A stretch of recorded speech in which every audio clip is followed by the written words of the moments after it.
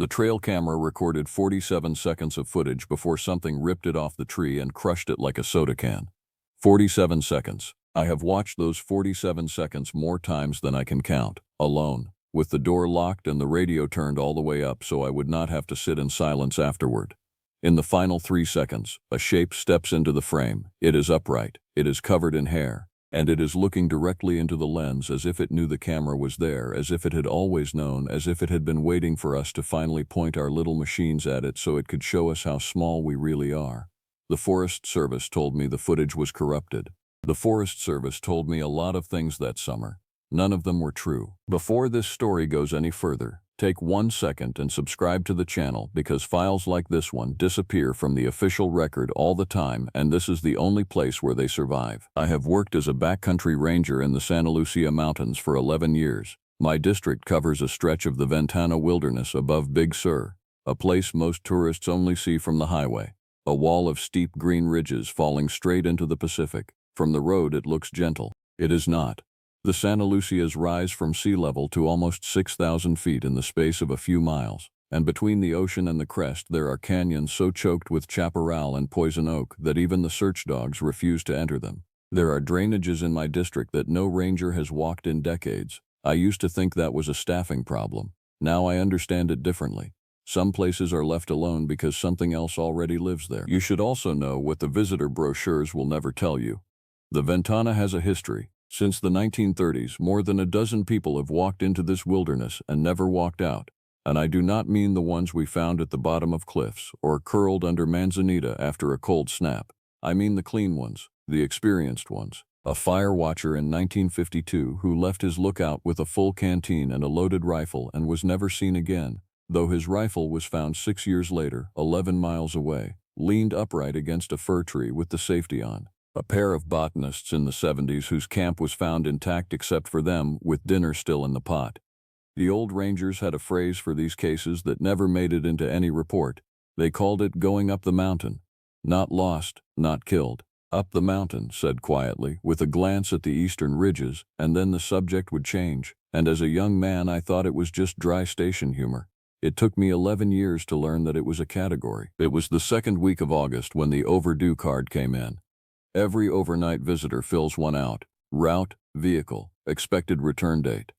Most of the time the cards just gather dust in a metal box at the station. But that Tuesday morning, Alice Stone, our dispatcher down at the district office, called me on the landline because the radio repeater on Cone Peak had been acting up for days. 2 hikers, she said. Kevin Mason, 27, and Clara Warren, 28. They had gone in on Friday through the Botcher's Gap trailhead, planning a 4-day loop along the Little Sur drainage and out over Devil's Peak. They were due back Monday evening. It was now Tuesday, almost noon, and their car was still sitting at the trailhead with a parking ticket flapping under the wiper. 1 day overdue is usually nothing. People underestimate the Ventana all the time. The brush swallows the trails. The heat hammers the exposed ridgelines, and a 4-day loop quietly becomes a 6-day crawl. I told Alice the first would hike in that afternoon and check the obvious campsites. I remember standing in the station doorway with my pack half loaded, looking up at the ridge and feeling something I had never felt in 11 years of doing this job. The mountains were too quiet. In August, the Santa Lucias are loud, jays screaming in the oaks, woodpeckers hammering the dead pines, the constant dry rasp of grasshoppers in the yellow grass. That afternoon there was nothing. The slope above the station stood in full sunlight and it was as silent as the inside of a sealed room. I told myself it was the heat. Animals go quiet in the heat. I told myself a lot of things in those first days, and every single one of them turned out to be a door I was holding shut with my own hands. I reached the first campsite on the Little Sur around 6 in the evening. It was empty, but they had been there. A neat fire ring, still smelling faintly of smoke, a strip of bare wire over a branch, and in the dust beside the creek, 2 sets of boot prints heading upstream, deeper into the drainage, exactly along their planned route. I felt relieved. They were just slow. I made camp a half-mile up, ate cold beans, and crawled into my bag while the canyon filled with a thick blue dusk. At some point after midnight, the knocking started. It came from across the creek, high on the opposite slope. One sharp, heavy impact, wood on wood, like someone swinging a baseball bat against a tree trunk with everything they had. The sound rolled down the canyon and died. I sat up. 30 seconds of silence. Then a second knock answered it. and this one came from behind me, up the slope on my side of the creek, no more than 200 yards away. Two of them, signaling across the canyon, across me. I have heard every sound these mountains make. Deadfall dropping, branches cracking under bears, acorns hammering tin roofs. This was none of those. This was deliberate. This was rhythmic. This was a conversation, and my little orange tent was sitting exactly in the middle of it. The knocking went on for almost an hour, back and forth, and then it simply stopped, and the silence that followed was worse, because silence meant they had finished talking. Silence meant they had decided something. I did not sleep again that night. I lay on my back with my hand on the bear spray and listened to something very large move down the slope toward the creek, unhurried, patient, each footfall landing with a weight that I could feel through the ground beneath my sleeping pad. It stopped at the edge of my camp. For a long time, nothing. Then I heard it breathe. One slow exhale, deep as a furnace, maybe 15 feet from the thin nylon wall beside my face. When the gray light finally came, the canyon was empty. But pressed into the soft sand at the creek crossing, 10 feet from my tent, was a single barefoot track, 18 inches long, toes splayed, sunk almost 2 inches into ground that my own boots barely dented. I did not photograph it. I want to be honest with you about that. I stood over that track for a full minute, and then I scrubbed it out with the side of my boot, because if it did not exist, then the night had not happened, and I still had a job to do, and 2 hikers were waiting somewhere up that drainage for me to find them. That was my first mistake. It was very far from my last. By Wednesday morning, the situation was official. Kevin Mason and Clara Warren were now 2 days overdue, and Caroline Payne, our district supervisor, authorized a full search. I hiked back out to meet the team at Botcher's Gap, and I said nothing about the knocking and nothing about the track. I told myself a search team did not need ghost stories. The truth is simpler and uglier. I was afraid that if I said it out loud, it would become real. The team was small, the way backcountry searches in the Ventana always are, because the terrain chews up large groups.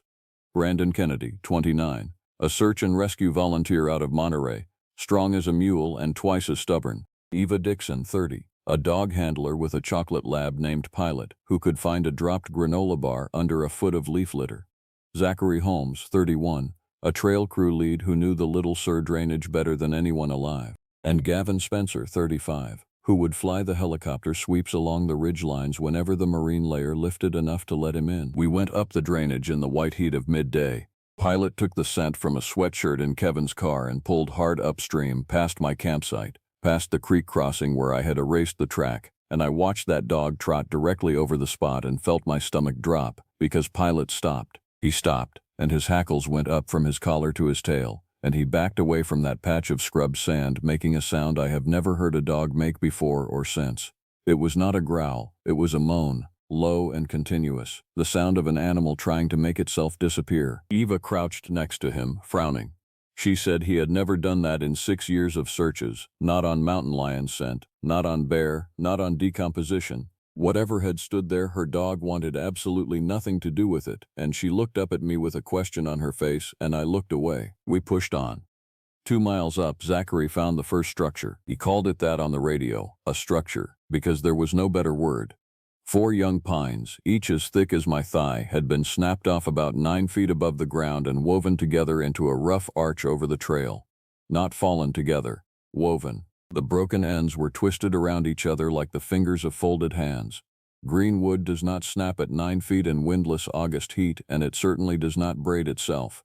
Brandon tried to pull one of the trunks free and could not move it an inch. He stood there with his jaw working, and he said very quietly that whatever did this could pick him up the way he picked up his daughter. Beneath the arch, dead center in the trail, someone had placed a flat slab of river rock, and on the slab, arranged in a neat row, were 3 things: Kevin Mason's headlamp, Clara Warren's blue water bottle, and the trail camera, our camera, Forest Service property, mounted 2 miles away on a fire road, ripped from its locked steel housing and crushed flat. It was a display. Anyone who has ever worked in these mountains knows what animals do and what they do not do. And animals do not curate. Animals do not arrange your belongings on a stone table underneath an archway and leave them on the trail where you will be forced to walk beneath their work to continue. That is not feeding behavior. That is a message, and every one of us standing there understood at least the first word of it. The word was leave. I want to pause here for a single breath, because I know exactly where you are right now. You are deep in this story, and the statistics tell me that most of you listening have not touched the like button or left a single word in the comments yet. Do it now while my back is turned, because what we found at the camp above the falls is the part one still cannot say out loud without my hands shaking, and I need to know someone is out there hearing it. We did not turn around. I want that on the record. Caroline Payne came up on the radio from the district office, her voice chopped to pieces by the failing repeater, and ordered us to mark the coordinates and proceed. 2 people were missing. The arch was a curiosity for the report, so we walked under it, one at a time, and I will tell you that passing beneath those braided trunks felt like walking through the front door of a house where you had not been invited, while the owner stood in a back room listening to your boots on his floor. The canyon changed after the arch. I cannot fully explain how. The light was the same hard August glare, the creek made the same noise, and yet every one of us felt it. Pilot refused to range ahead anymore and walked pressed so tightly against Eva's leg that she kept stumbling. The jays were gone. The squirrels were gone. Even the flies were gone. And from somewhere on the slopes above us, always just behind the wall of brush, always keeping perfect pace, came the occasional soft crunch of something very heavy setting its foot down with enormous care, the sound of a thing that weighed as much as a horse trying, almost successfully, to walk like a ghost. Brandon heard it too. He kept turning to stare up at the chaparral with his hand on the butt of his radio like it was a weapon. At one point he stopped dead and said, to no one in particular, that we were being herded, pushed up the drainage, away from the side slopes, the way a sheepdog moves sheep. He was right. I know that now. We were not following Kevin and Clara's trail. We were being walked to it. We found their camp late Thursday morning, on a bench of flat ground above a 40-foot waterfall, right where their route plan said it should be. From 100 yards out it looked normal. Orange tent, bare canister, 2 packs leaning against a log. Then we got closer, and the details started arriving one by one, the way bad news always does. The tent was standing, but it was standing wrong. The whole structure had been lifted, with the stakes still hanging from their loops, and set back down 4 feet from the rectangle of dead grass where it had originally been pitched. Lifted, moved, replaced, gently. Both packs had been opened, not torn, opened, the buckles unclipped, and the contents sorted on the ground in groups. Food in one pile, clothing in another, electronics in a third, and every single electronic item, phones, a GPS unit, a battery bank, had been pressed flat, the way you or I might idly crush a beetle. The bare canister, a hard plastic drum that I have personally watched a full-grown black bear roll around for an hour without opening, had been unscrewed, not smashed, unscrewed. The lid sat beside it in the grass, threads intact. Something out here had hands and patience, and the 2 of those together kept me awake for a year. There was no blood. I keep telling people that part because everyone always asks. No blood, no drag marks, no signs of a struggle, just both sleeping bags missing and a smell hanging over the whole bench, thick enough to taste, like a wet dog rolled in copper and rot. Pilot took one breath of that camp and tore his leash out of Eva's hand and ran, flat out, back down the trail we had come from, and Eva went after him, calling, and that was the last time the dog worked that search. It was Zachary who looked up. I will never forgive him for it, and I mean that as gently as a man can mean such a thing. He was standing in the middle of the ruined camp, slowly turning, and then his head tilted back and his face emptied out, and he said my name, just my name, in a voice like a child asking for the light to be turned back on. 40 feet up the slope, wedged into the fork of a big leaf maple, was one of the sleeping bags. It was zipped shut, and it was full. Brandon and I climbed to it together. I have pulled bodies out of car wrecks on Highway 1. I have carried hypothermia cases off Cone Peak in January. I am not a soft man. But my hands were shaking so badly on that slope that I had to stop twice, and when we finally reached the maple and I touched the bag, the thing inside it moved. Clara Warren was alive. She was folded into that sleeping bag 40 feet up a tree, dehydrated, scratched, deep in shock, and alive. It took us an hour to get her down with the rope from Brandon's pack, and she did not speak the entire time. She did not speak that night either, or the next day. Her eyes stayed fixed on the middle distance, and her hands never stopped making one small repetitive motion, smoothing the air in front of her, the way you would calm a frightened animal, or beg something enormous to stay back. The medics at the trailhead said the strangest thing, and I think about it every single day. Aside from dehydration, she was nearly unharmed, no fractures, no internal injuries. But across her ribs, left side and right, were bruises. Long, parallel, wrapping bruises, 4 thick bands, and a 5th lower down like the shadow of a hand. A hand that would have to be 2 feet across, fingertip to thumb. A hand that had picked her up the way you would pick up a kitten, with a care so deliberate that it broke nothing, and carried her 40 feet up into a maple tree, and zipped her in and left her where the ground could not reach her. It put her somewhere safe. That is the only reading of it that survives the evidence, and it is also the reading that none of us could stand to say in daylight, because if the thing in that canyon was capable of mercy, then it was capable of choice. And if it was capable of choice, then whatever was happening to Kevin Mason, somewhere up in those lightless drainages where the search maps go blank, was not an accident, and not hunger. It was a decision. Gavin Spencer flew Clara out that evening, the helicopter clawing up through the marine layer while we all stood in the rotor wash and watched her go. And as the sound of the blades faded west toward the ocean, from the high country to the east, from the direction of Devil's Peak, there came an answer, a scream.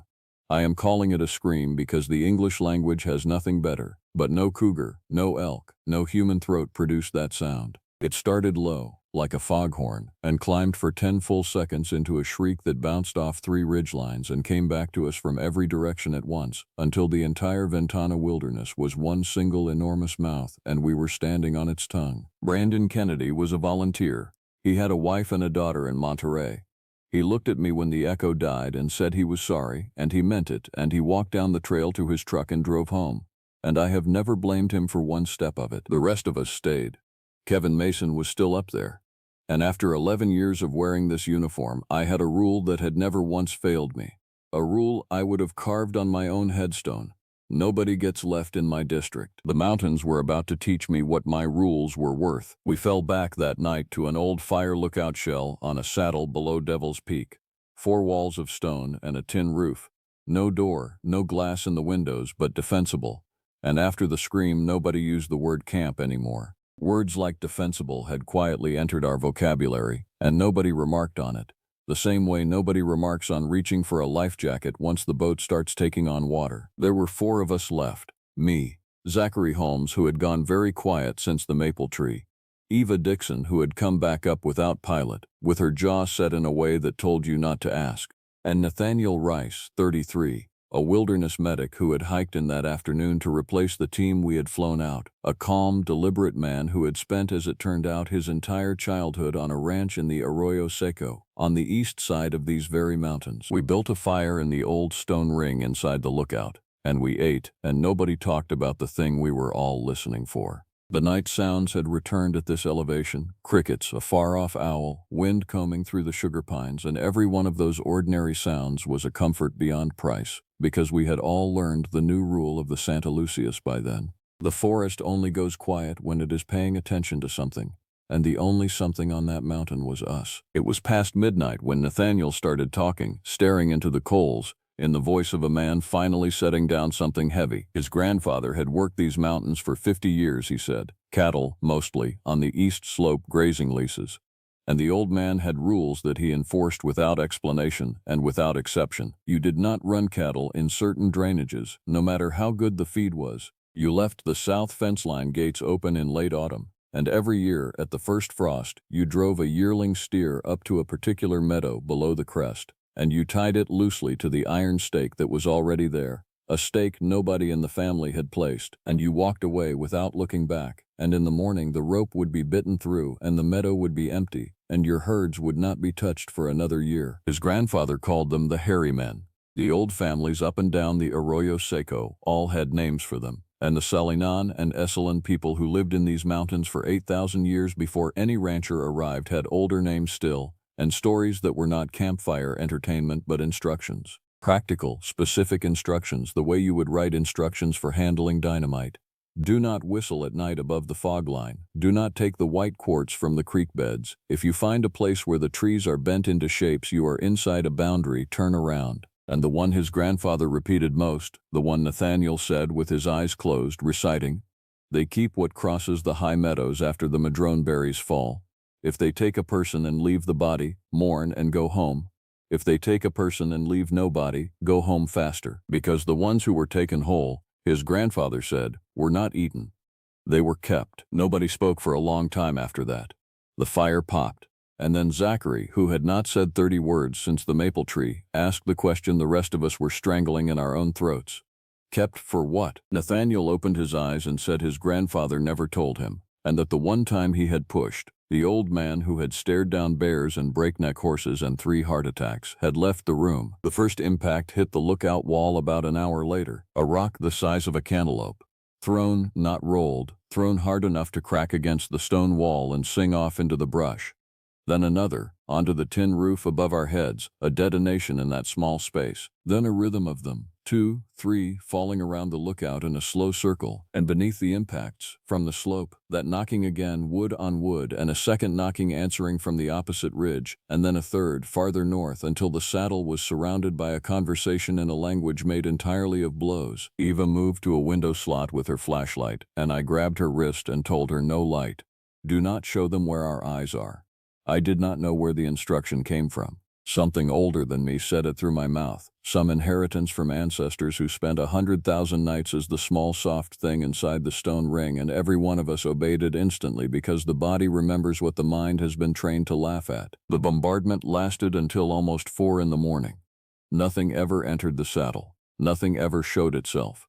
Once, between volleys, we heard something else, and in some ways it was the worst sound of the entire week. From very close to the lookout, just beyond the stone ring of the wall, came a long, low murmur, rising and falling, with the cadence of speech. Not words, not any words, but the shape of words, the rhythm of a sentence, the rise of a question, spoken in a register so deep that we felt it in the floor more than heard it in the air. And then a pause, exactly the length of a pause in conversation, and then an answer from farther down the slope in the same impossible voice.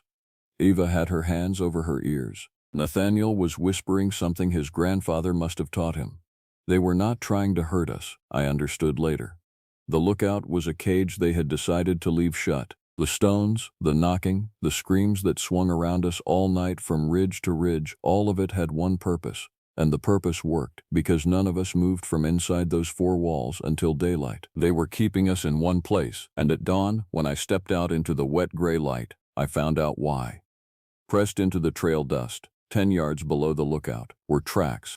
Many tracks, in 2 sizes, 18 inches and 14, crossing the saddle in the night, headed northeast, unhurried, walking, while their sentries kept our heads down. And in the middle of that line of enormous barefoot prints, clear as a signature stamped over and over between them, were the waffle-soled boot prints of a man, size 11, the same tread I had been following up the Little Sur for 3 days. Kevin Mason had walked across that saddle in the night, on his own 2 feet, in the middle of them, and the stride of his prints was calm. Caroline Payne ordered us out that morning. The radio repeater chose dawn to start working again, and her voice came through the static hard and flat. The search was being suspended pending reassessment, a phrase that translates to "we are not spending more lives on this," and she was not wrong to say it. And I told her we had a live track heading northeast, and she repeated the order, and I did something I had never done in 11 years of service. I turned the radio off. I want to be fair to the others, because what happened next was my fault and only mine. I told Eva, Zachary, and Nathaniel that the order had come to withdraw, and that I was not withdrawing, and that any of them who walked out had my respect and my blessing. Eva looked at me for a long moment and tightened her pack straps. Zachary just nodded at the ground. Nathaniel said his grandfather would have walked out, and then he picked up the medical bag, and we went northeast, 4 trespassers following a trail of footprints the size of dinner platters into country that has no name on any map I have ever been issued. The tracks climbed all morning, out of the chaparral and into the old growth, into stands of sugar pine and Santa Lucia fir that exist nowhere else on this planet. Trees that were already old when the missions were built, and the forest under them was open and hushed, and the light came down in long amber blades, and it was, I have to say this honestly, beautiful. The most beautiful country I have ever walked. We had stopped finding bent trees and stone displays, and Nathaniel noticed it first and said quietly that boundaries are for the border. You do not post warnings deep inside your own home. We crossed 2 more saddles and dropped into a hanging valley a little after noon. And that is where the trail brought us to the meadow. It lay below us in a bowl of dripping firs, 2 acres of tall yellow grass with a thread of creek down the middle, and even from the rim something about it pressed on the chest. The air did not move down there, sound did not move down there, and dotted through the grass, half sunk in a century of soil, were stakes. Iron stakes, hand-forged, rust-eaten, 11 of them, in no pattern a surveyor would recognize but in a pattern all the same, and from the nearest one, lying in the flattened grass like a shed snakeskin, ran a length of bitten-through rope so old it had gone the color of the dirt. Nathaniel made a sound when he saw it, not a word, just the sound a man makes when his grandfather's ghost taps him on the shoulder 50 miles from the family ranch. Kevin Mason was sitting in the middle of the meadow. He was sitting cross-legged in the grass beside the creek, sunburned, bearded with 4 days of growth, in his own clothes, with his hands resting open on his knees, and he was not restrained, and he was not hiding, and he was not hurt. He was sitting the way you sit when you have been somewhere a while and expect to remain. Eva started to call out, and 3 hands reached for her at once, mine, Zachary's, Nathaniel's, because all of us had already seen what she had not. The tree line on the far side of the meadow had a wall of shadow under it where the firs grew thick, a band of gloom maybe 8 feet deep, and the shadow was occupied. I could not count them. The eye refused to hold them, the way the eye slides off anything it has spent 2 million years being told not to look at directly. But the shapes were there, massive and motionless among the trunks, 7 feet, 8 feet, 9, shoulders like cellar doors, and every one of them was facing the man in the grass, not surrounding him, attending him. The way a family attends a fire. We worked our way down through the grass with our empty hands held away from our bodies, and the shapes in the tree line did not move, and the silence of that bowl swallowed our footsteps whole, and we reached Kevin Mason, and he looked up at us, and I have given testimony in courtrooms, and I will give it here. His face was not the face of a captive, it was the face of a man interrupted. He knew his name. He knew Clara was safe. He said it before we told him. He said they had put her in the tree where the ground could not take her. And he said it the way you would mention a neighbor's kindness. He stood when I asked him to stand, and when I took his arm and turned him toward the rim of the bowl, toward home, he stopped and looked back at the tree line, at the great shapes standing in the gloom beneath the firs, and one of them stepped forward to the very edge of the light. I saw it for 4 seconds. I have measured the memory 1,000 times, and it is 4 seconds long. 9 feet of it, hair the color of redwood bark going silver across the shoulders, arms hanging past its knees, and a face, and that is the thing I cannot make anyone understand. It had a face, not a snout, not a muzzle, a face, with deep-set eyes the color of creek water, and the expression in those eyes as it looked at Kevin Mason was nothing from a nature documentary. It was grief, restrained, dignified, enormous grief. The grief of a parent at a border crossing watching a child walk toward the other side. It raised one hand, fingers spread, that same hand whose shadow was printed in bruises around Clara Warren's ribs, and it held the hand up, palm out, and it did not wave. And Kevin Mason, 27 years old, employed, engaged to be married, raised his own hand, palm out, the same way, and held it there. And then he turned around and walked out of the meadow with us and did not look back again. Nobody spoke until the rim. At the rim, Zachary finally whispered the question, "What were they keeping you for?" And Kevin smiled, a small, exhausted, terribly gentle smile, and said the only thing he ever said about it, then or in any interview, ever. "They were not keeping me," he said. "They were keeping me company. They lost one too, a long time ago. To us. We came out at Botcher's Gap on a Saturday evening, 9 days after Kevin Mason and Clara Warren had walked in, and the parking lot was full of news vans, and that was the last moment any part of this story belonged to the people who had lived it. The official finding took 3 weeks to write and 4 sentences to say. 2 hikers became separated from their equipment after a probable black bear incursion destroyed their camp. The female subject climbed a tree to escape the animal and became trapped. The male subject wandered in a disoriented state until located by searchers. Both were recovered in good condition. Case closed, file stamped. Everyone please enjoy the Ventana wilderness responsibly. I sat across a folding table from 2 men in clean uniforms who had never walked a mile of my district, and I told them about the knocking, the arch, the lifted tent, the unscrewed canister, the bruises, the meadow, the stakes, the shapes beneath the firs. I told it slowly, twice, in chronological order, the way you write an incident report.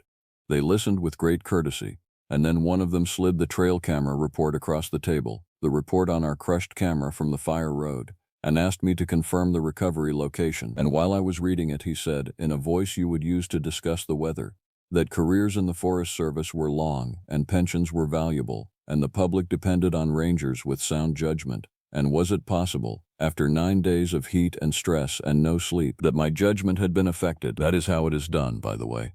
No threats, no locked rooms, no men in sunglasses.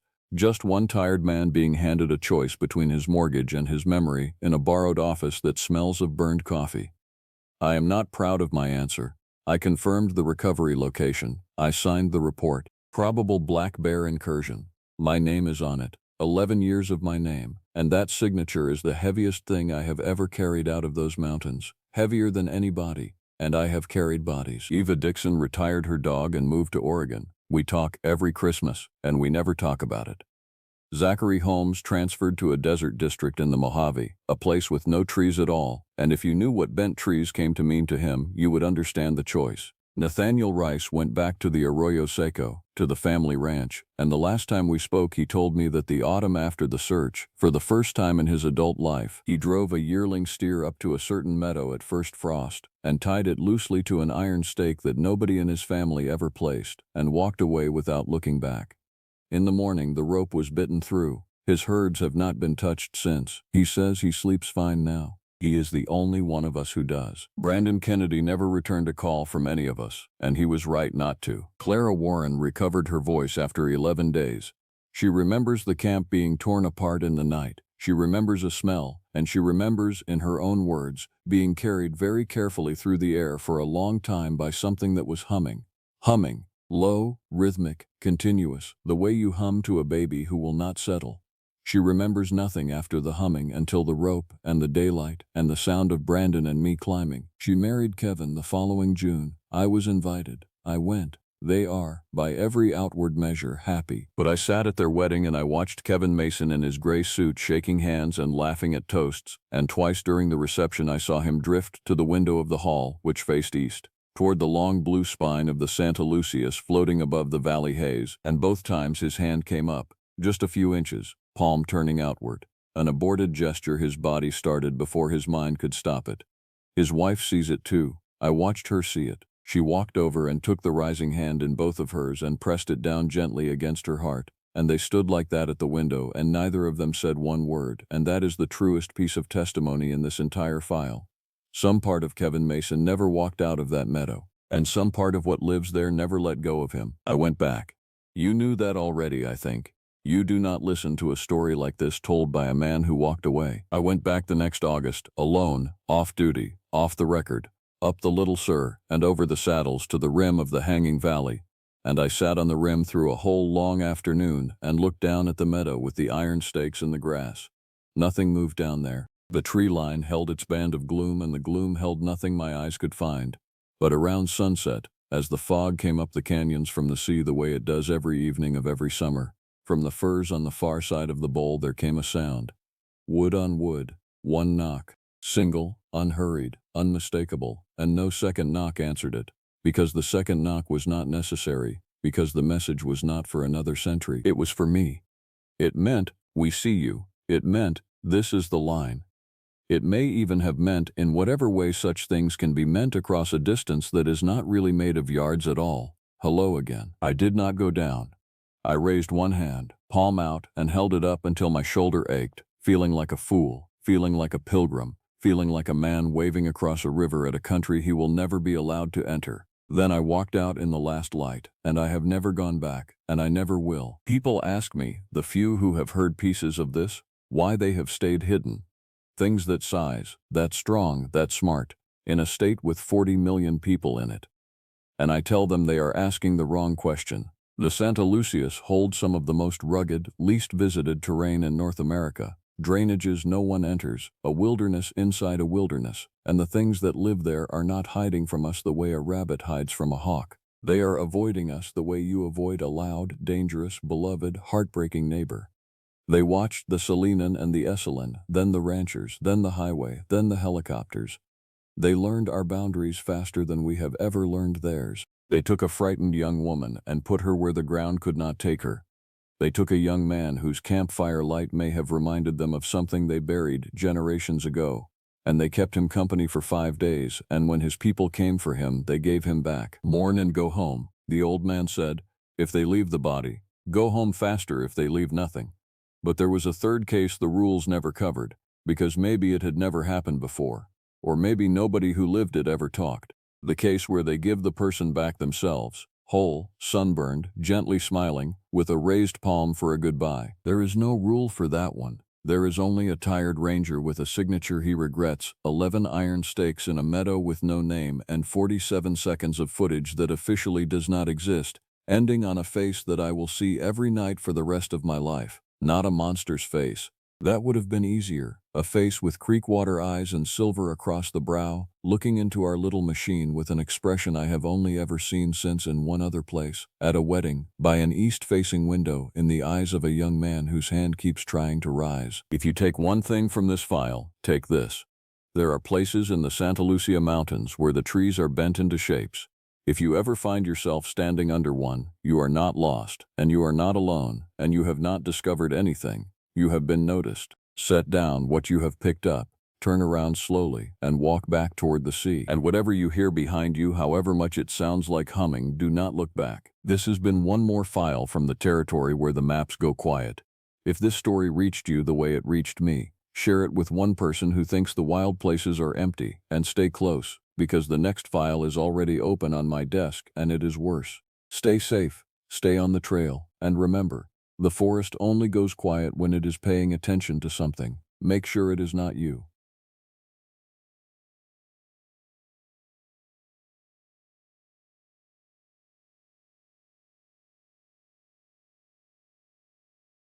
For 7 years, I have kept this journal hidden. The official reports say nothing. The incident was filed away, classified as a tragedy, a series of accidents and disappearances that had logical explanations. But I was there. I watched it unfold across those mountains and canyons. I saw the thing that took them, and it did not match anything in our training manuals or survival guides. The Navajo people had warned us. We did not listen. In 2019, the Federal Lands Management Office assigned me to oversee a remote sector of the Navajo Nation wilderness straddling the Arizona and New Mexico border. It was an honor, they said. A quiet post, few visitors, low incident rates. What they did not tell me was why the previous ranger had requested immediate transfer, or why the position had been vacant for 9 months. I learned the answer in blood and silence. This is what I recorded before the agency erased my report. My name is on no official document connected to what happened. For legal purposes, I remain unnamed in all proceedings. But that anonymity does not protect me from memory. Memory is the prison I have inhabited for nearly a decade. I arrived at the ranger station on March 15th at 2:47 in the afternoon. The sun hung low and orange over the rust-colored cliffs. The station itself sat in a canyon between two geological formations that the Navajo called the Old Watchers. The name should have meant something to me then. It did not. Within 2 hours, a vehicle pulled up carrying supplies and a passenger. The vehicle was marked with the Parks Management Bureau seal. The passenger was Evan Webb, age 17, a junior volunteer assigned to assist with trail maintenance and fire prevention. He had been selected from a competitive program. His transcript was excellent. He was eager to work. He smiled when he introduced himself. That smile would be the last genuine one I would witness from anyone in our group. "First time in the field?" I asked him. "Yes, sir," Evan said. "I have been hiking since I was 8. My parents own a outfitting company in Colorado. I am excited to contribute to conservation efforts." "Good," I said. "We keep strict schedules here. Early mornings, hard work. But the wilderness rewards patience." I did not know I was quoting the previous ranger. His manual sat on the desk in my office, and I had read those exact words 30 minutes before Evan arrived. The next morning, we began clearing debris from the northern trails. The work was methodical and calm. Evan proved capable. He did not complain. He asked good questions about the local ecology.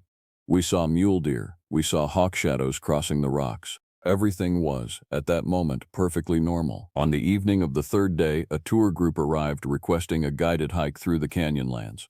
The group had been organized through a private outfitting service. I initially declined. The time was late. Weather was unpredictable in early spring. But the organizer, a woman named Faith Simpson, age 18, explained that the group had driven 12 hours and had paid the premium rate for access to the restricted Northern Territory. Faith Simpson had a quality of persuasion that I would later recognize as dangerous. She was young, but she carried herself with the certainty of someone accustomed to getting what she wanted. Her team consisted of 8 other people, all within the same age range, all dressed in expensive hiking gear. "We are experienced," Faith said. "We have backpacked throughout the Southwest. The northern trails are rated moderate. We can complete the loop before sunset." I should have refused.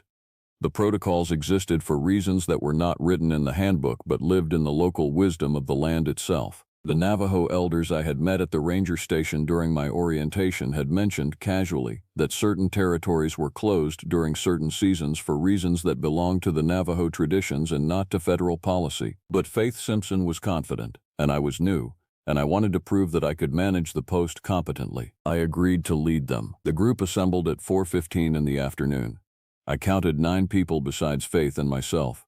Evan Webb was with us, carrying emergency supplies. The other 8 members of the party were Cameron Stevens, age 19, Jade Tucker, age 20, Austin Porter, age 21, Naomi Hunter, age 22, Dominic Hicks, age 23, Maria Crawford, age 24, Ian Henry, age 25, and Julia Boyd, age 26. They were unusually quiet, I noted. Young people traveling together often speak frequently, laugh, make noise. This group moved with the deliberation of people who had been instructed to observe silence. I did not understand the implications of this then. The northern trail ascended gradually through a landscape of juniper and pinyon pine. Afternoon light turned golden against the mesa walls. The air held the mineral scent of stone that had baked in sunlight for 1,000 years. It was beautiful, and the beauty was a distraction from details I should have noticed. At 5:40, we reached the midpoint of the loop, a clearing overlooking a canyon system that descended for approximately 2,000 feet. The walls were striped with geological history. Ancient formations created shadows and textures. It was a natural place to stop for water and rest. "We have made excellent time," Faith said. "We can proceed to the overlook point before descending." "The overlook adds 40 minutes," I said. "We should begin the descent. Light will not hold." 40 minutes is manageable," Faith replied. I noticed then that the entire group had stopped and was watching her. Watching her, not the landscape, not each other, her. "The descent is steep in some sections," I said. "Night hiking here is not recommended." "Then we will hurry," Jade Tucker said. She had not spoken since the beginning of the hike. Her voice was flat, without accent or texture. I made a decision that should have ended differently than it did. I allowed them to proceed to the overlook. Evan came with me. The others followed, moving in a coordinated line, their footsteps synchronizing into a rhythm that was almost mathematical. At the overlook, something changed in the quality of the air. I noticed it immediately. The wind shifted. The light seemed to absorb rather than reflect. The canyon walls, which had been beautiful moments before, became oppressive. The shadows between the stone formations deepened beyond what the angle of the sun should have permitted. "Take photographs quickly," I said. "We need to move." None of them took photographs. They stood looking into the canyon, and their postures shifted. They were no longer tourists on a guided hike. They were something else. Observers, witnesses, or perhaps, I realize now, bait. Evan stood beside me. "Ranger," he whispered. "Something is wrong." "We are leaving," I said. That was when I heard the first sound. It came from the canyon below, a distance that I initially estimated as a quarter mile but which may have been greater. The sound was neither animal nor mechanical. It was a sustained tone that seemed to resonate through the stone itself. It was not loud, but it contained a quality that made my nervous system register threat on a primal level. "What was that?" Austin Porter asked. "Rock settling," I said. It was a lie. My voice revealed the lie. "No," Naomi Hunter said.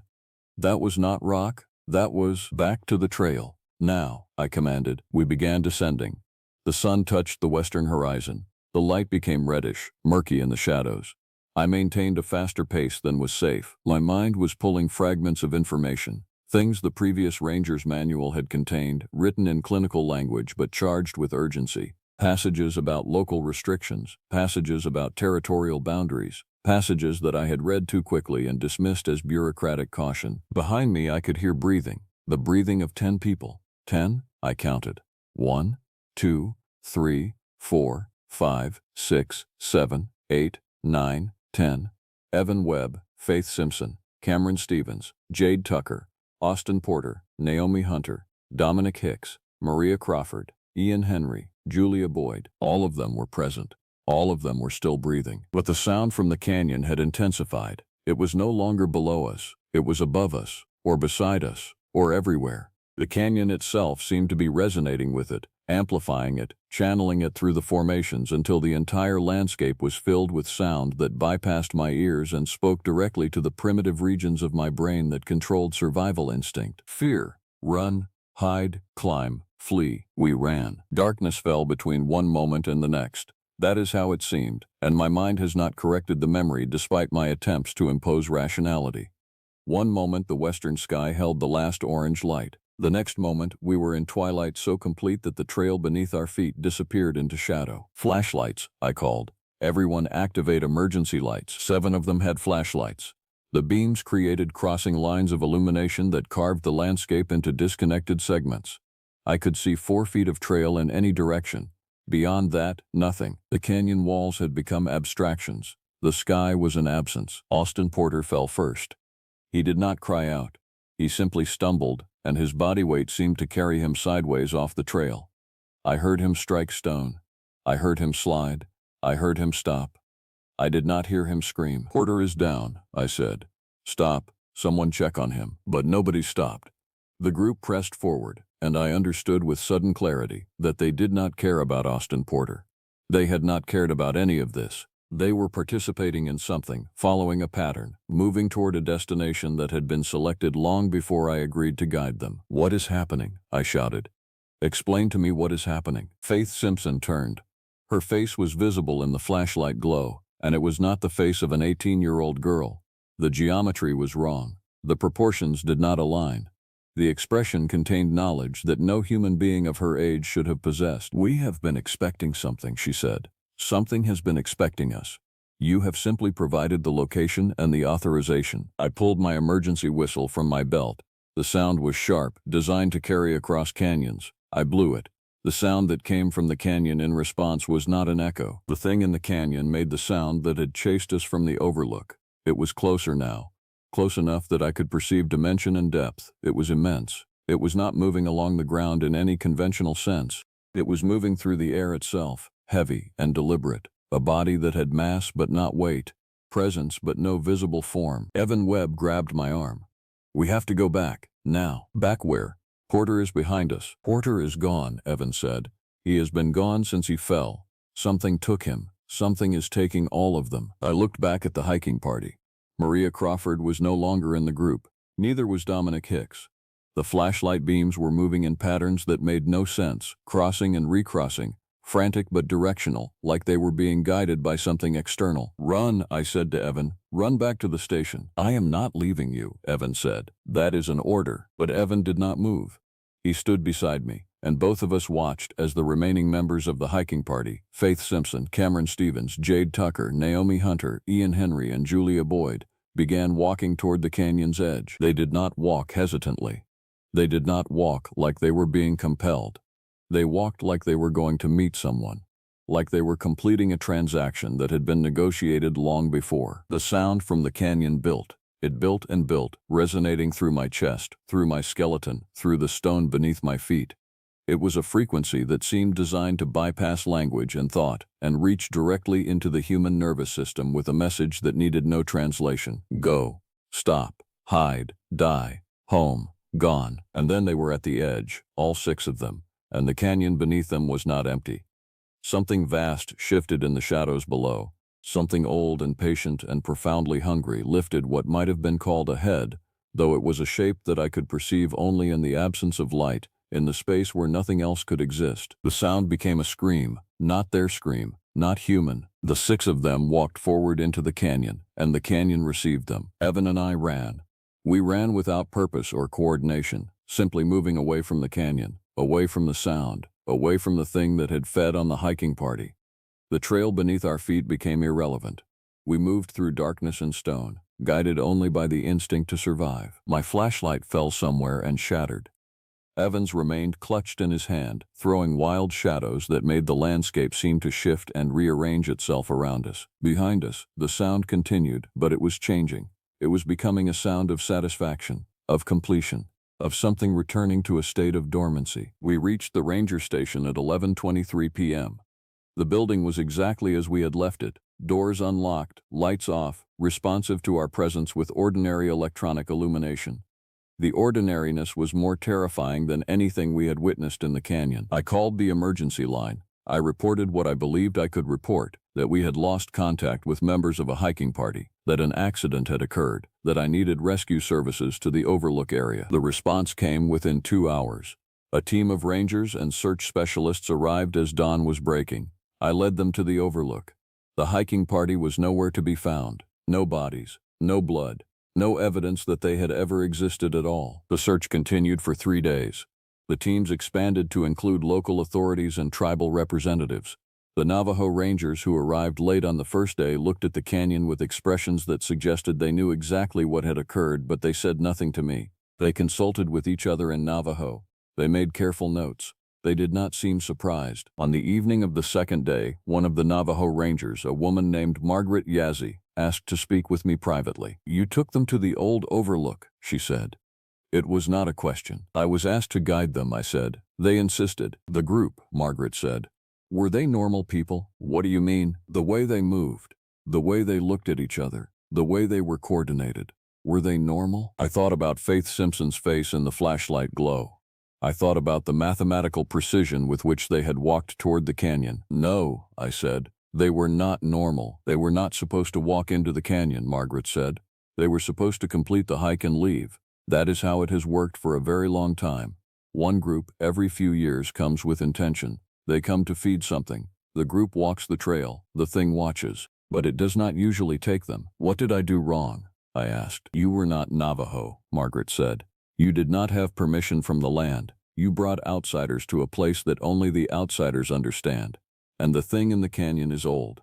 It is so old that it no longer thinks in the way that makes sense to us. It is possible that your presence, your innocence, made it hungry in a different way." I realized then that no one was going to look very hard for the bodies of Faith Simpson and the others.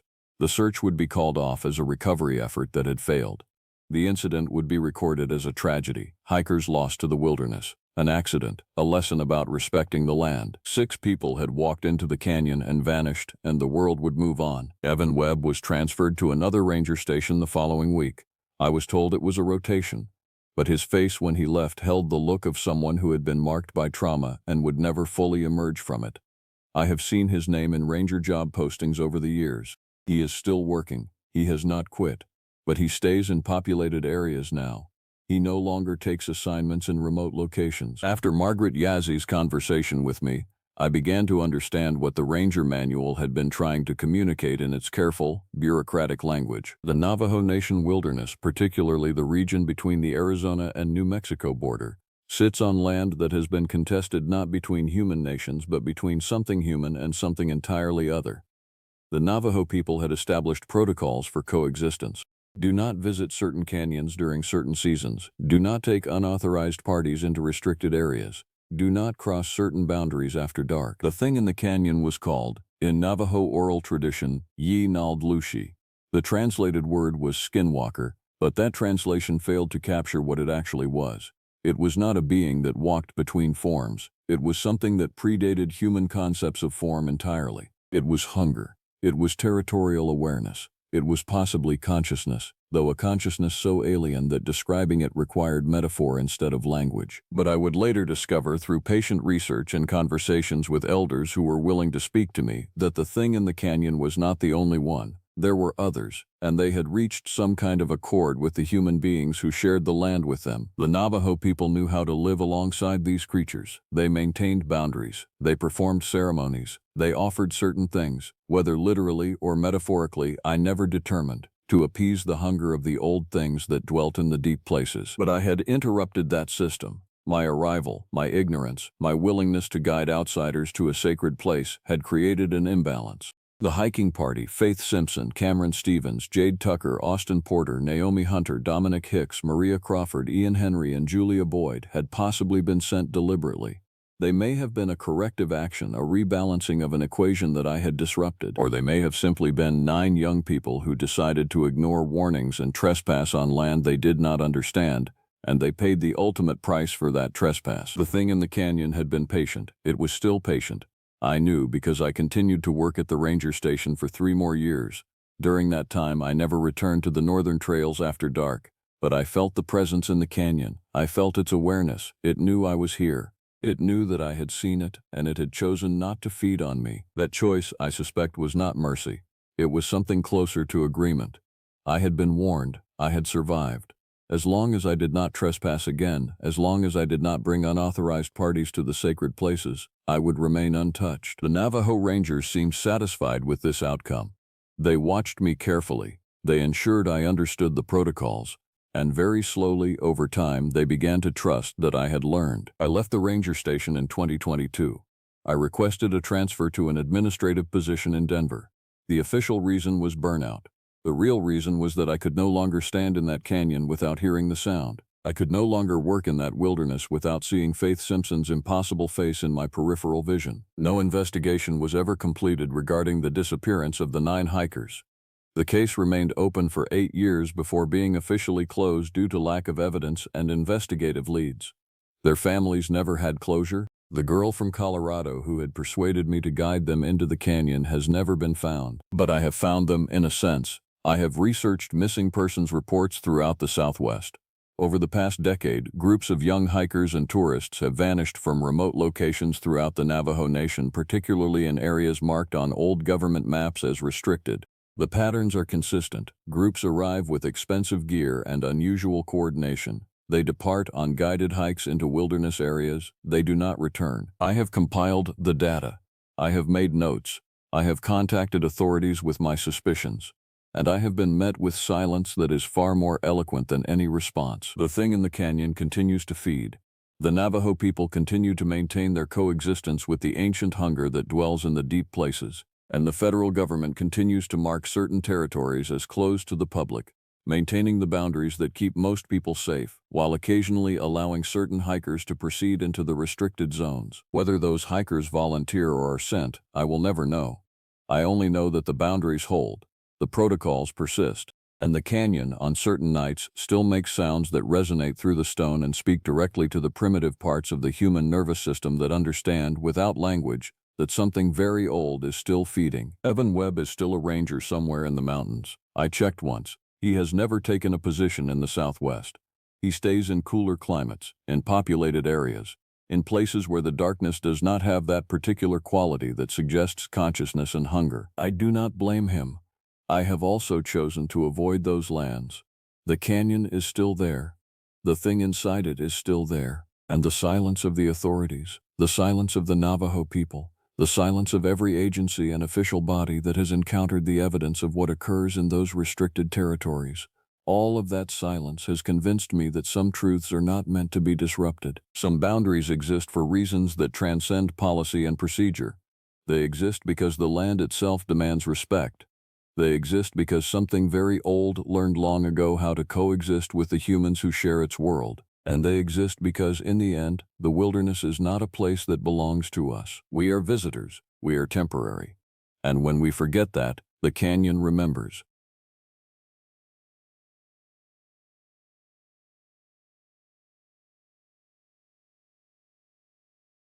Listen to what happened in the autumn of 2019, because no one has ever been able to explain why 4 experienced rangers simply vanished from one of America's oldest protected forests. And what I found in the wreckage changed everything I believed about the things that walk those mountains alongside us. My name is Robert Harrison, and I have worked as a senior park ranger in the Cascade Range for 32 years.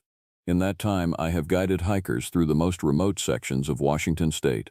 I have tracked lost campers through snow that reached my waist. I have pulled injured climbers down from peaks where helicopters could not land.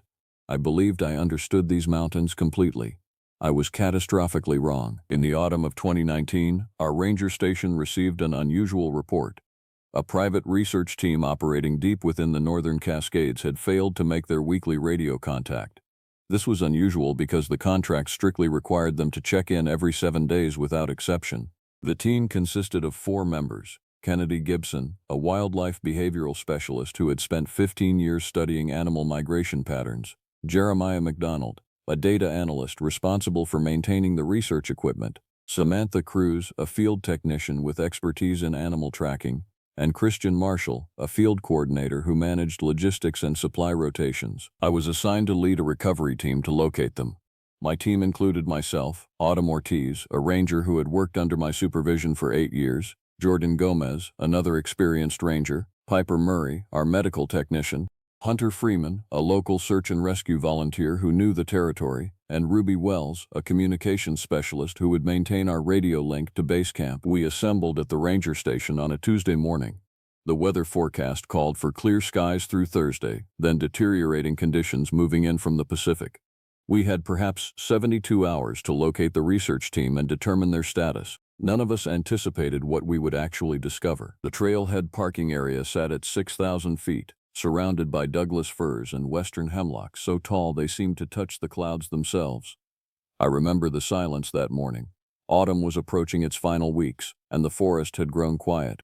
The migrating birds had already departed south. The insects had retreated into the soil. Even the wind seemed reluctant to move through those valleys. I gathered the team for a final equipment check. Everyone carried emergency supplies, communication devices, and weapons for animal deterrence. This was standard procedure. In 32 years, I had never needed to use a tranquilizer gun, but the regulations required it regardless. Jeremiah McDonald's field station was located 8 miles into the wilderness, positioned near a tributary that fed into the Skycomish River. The route required navigating through what we called the Upper Corridor, a densely forested valley system that had in recent decades become increasingly isolated from human activity.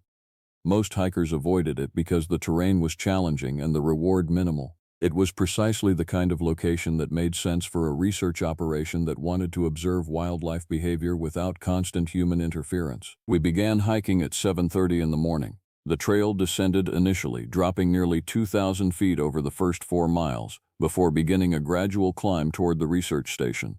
The forest canopy became denser as we progressed. Sunlight fragmented into scattered patches that reached the forest floor. The temperature dropped. Autumn Ortiz walked behind me, occasionally pointing out observations about the ecosystem.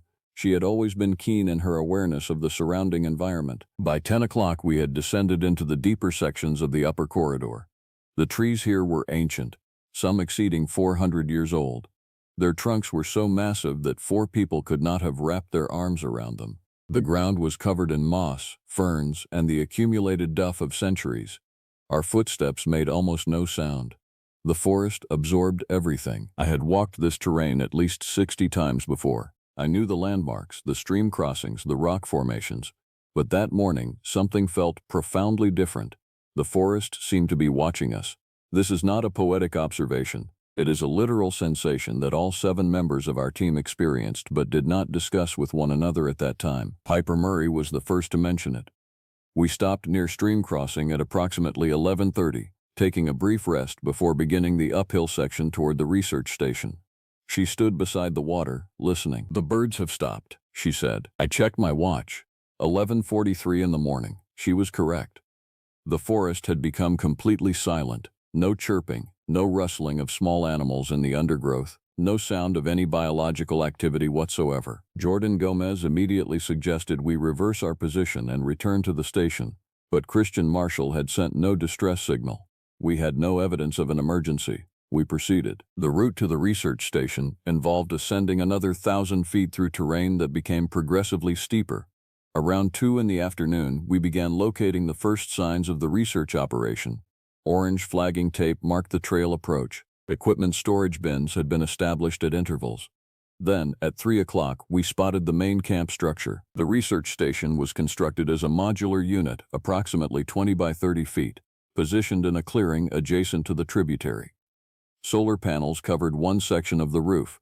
A water collection system had been installed. The interior had been visible through the front windows, and it appeared that no one currently occupied the structure. We called out as we approached.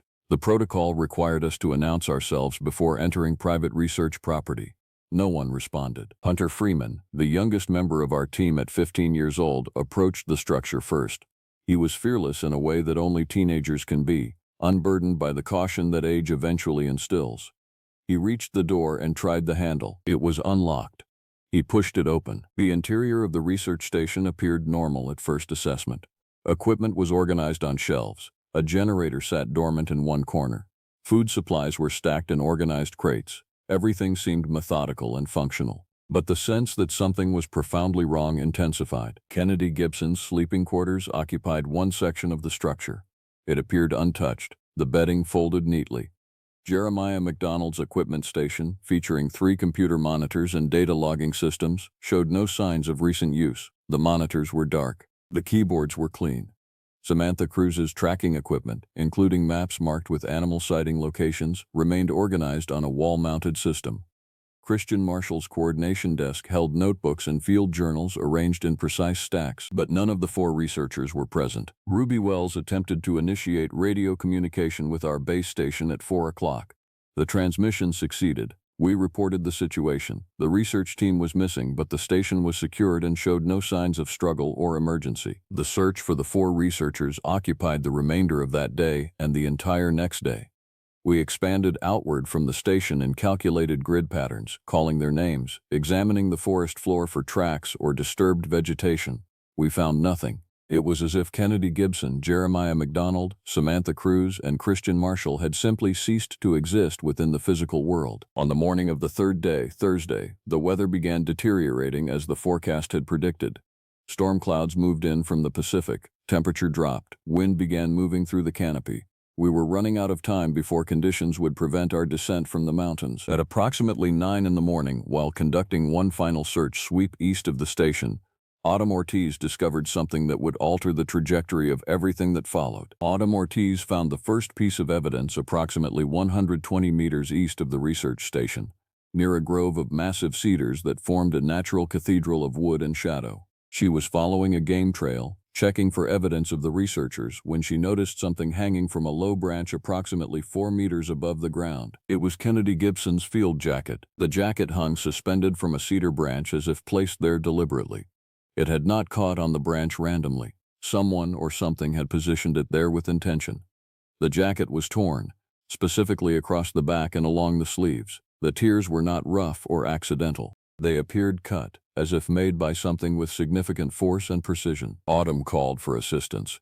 Jordan Gomez and I reached her position within minutes. I examined the jacket without removing it from the branch. The damage pattern was extensive. The back had been lacerated through multiple layers of fabric. Whatever had torn that jacket possessed strength that exceeded what I understood to be possible for animals native to the Pacific Northwest. This was not a fall, Jordan said immediately. This was not an accident from brush or vegetation. He was correct. The tearing pattern suggested something deliberate, something intentional. We lowered the jacket carefully and bagged it as evidence. Piper Murray examined it, checking for biological material or other indicators of what had occurred. She found nothing that provided immediate answers. We expanded our search radius. Over the next 2 hours, we discovered additional evidence scattered across a roughly circular area approximately 300 meters in diameter. We found Christian Marshall's hiking boot, separated from its match, positioned on a moss-covered rock. We found a section of Samantha Cruz's field vest, torn and stained with a substance that Piper Murray indicated was likely blood, though she could not confirm without laboratory analysis. We found Jeremiah McDonald's glasses positioned on a fallen log, the lenses intact despite being separated from the frames, oriented toward the forest interior, as if someone had placed them there. Then, at approximately 11 o'clock, as the storm clouds continued their advance across the mountain peaks, Jordan Gomez located something that would haunt me for the remainder of my life. He found a handprint, not a human handprint, but something far larger. It was pressed into the soft earth beside a stream that ran through that section of forest. The print extended approximately 14 inches in length. The span of the hand, from the outermost finger to the opposite edge of the palm, measured nearly 9 inches. The impression was deep, suggesting significant weight bearing down with force. The surface had begun to dry, which indicated it was at least several hours old, but the edges had not yet begun to crack, suggesting it was no more than a day old. I stood over that handprint for a considerable length of time, unable to move, unable to process what I was observing.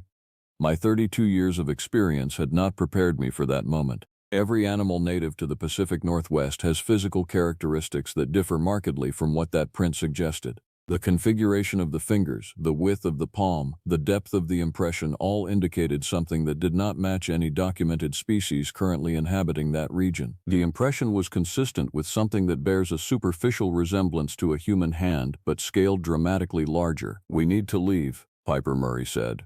Her voice was quiet, but it contained an intensity that transcended ordinary concern.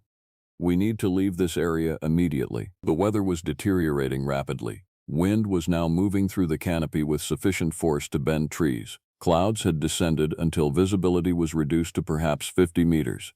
The temperature had dropped sufficiently that our breath was becoming visible. The storm that had been forecast to arrive Thursday evening was arriving in advance. I made the decision to return to the research station and wait out the initial storm conditions before attempting descent. We gathered what evidence we had located and returned to the station. Hunter Freeman had remained behind to secure our base camp, and Ruby Wells had maintained radio communication with our central station. As we approached the station again, I noticed something that had not been evident during our initial search. The ground immediately surrounding the structure showed multiple large impressions in the soft earth near the foundation. At least 3 separate print locations, all roughly the same size as the one Jordan had discovered. It was as if something large had circled the structure multiple times, examining it, evaluating it. We secured the station's doors. The locking mechanisms were standard, and I was aware that they would provide minimal resistance to anything with sufficient strength. I had brought additional supplies, including flares, signaling equipment, and emergency supplies.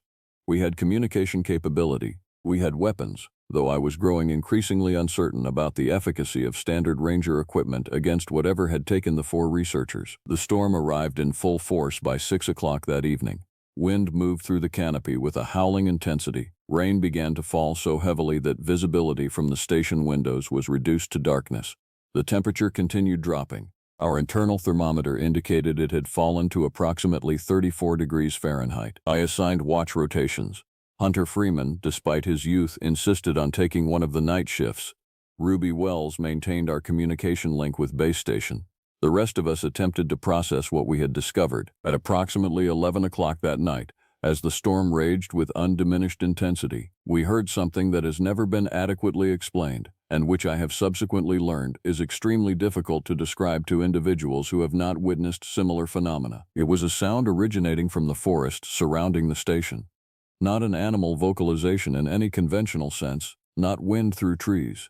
It was something more complex, something that seemed almost linguistic in its structure, a series of vocalizations that rose and fell with deliberate pacing, loud enough that we could hear it distinctly despite the storm. The sound seemed to come from multiple directions simultaneously. Our communication equipment began to experience intermittent disruptions. Ruby Wells reported that her base station contact was experiencing audio distortions that she could not immediately diagnose. The vocalizations continued for approximately 30 minutes. They would rise to a crescendo, then fall to a level almost beneath hearing, only to rise again. The sound was profoundly disorienting. It created a sensation of unease that exceeded what rational analysis could explain. I have attempted to describe that sound to individuals trained in acoustic analysis. The descriptions always prove inadequate. It is necessary to experience it directly to comprehend the sensation it creates. When the vocalizations finally ceased, around midnight, the silence that followed was almost more disturbing than the sound itself.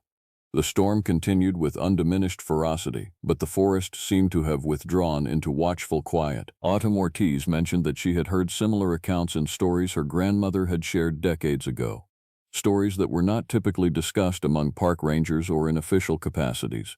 Stories that were considered folk tales, dismissed as exaggeration and cultural mythology. But those stories, she said, involved something that lived in these mountains, something large and powerful. Something that made sounds that seemed almost human but not quite. Something that had been present in these forests long before the ranger service existed, and would likely remain long after our contemporary organizations had dissolved into history. My grandmother called it the one that walks, Autumn said quietly. Not as a name but as a description. The thing that walks these mountains on 2 legs, leaving prints that look almost like what we look like. Jordan Gomez dismissed the account as superstition. But I noticed that his dismissal lacked conviction. We all recognized that something was occurring that existed outside our normal framework of understanding. Around 2 o'clock in the morning, another sound emerged, this time originating from the northwest side of the station. It was not vocalization, it was physical. Something large was moving through the forest, knocking aside vegetation, moving with minimal attempt at stealth. The sound of branches breaking continued for approximately 5 minutes before ceasing. At 3 o'clock, Hunter Freeman alerted us that he had observed movement outside the station window. He described it as a shape, large and dark, that had passed in front of one of the rear windows. The shape had not paused or investigated. It had simply moved past, but it had been close enough that he had heard the sound of its breathing. He described the breathing as heavy and rhythmic, almost like the sound of wind moving through a large cavity, not the breathing of any known animal he had encountered. Piper Murray gave Hunter Freeman a sedative. He was experiencing acute stress, and maintaining awareness was becoming compromised. Ruby Wells continued monitoring our communication link, though she reported that the signals remained unreliable. By dawn on Friday, the storm had moved eastward. Wind continued but had diminished significantly.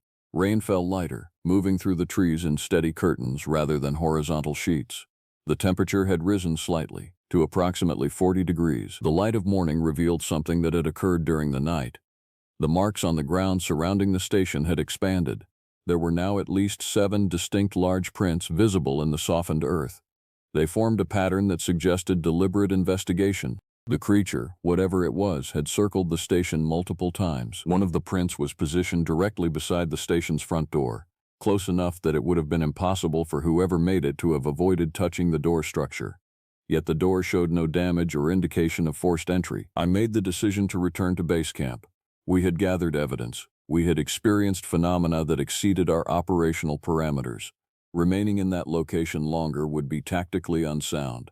The storm was retreating, and conditions were becoming suitable for descent. We collected the evidence we had gathered and began preparing for departure. I was completing a final check of the station's interior when I noticed something in Jeremiah McDonald's personal effects that had not been evident during our initial search. His field journal was positioned open on his desk, on a specific page. The handwriting was his, confirmed by comparison with other documents.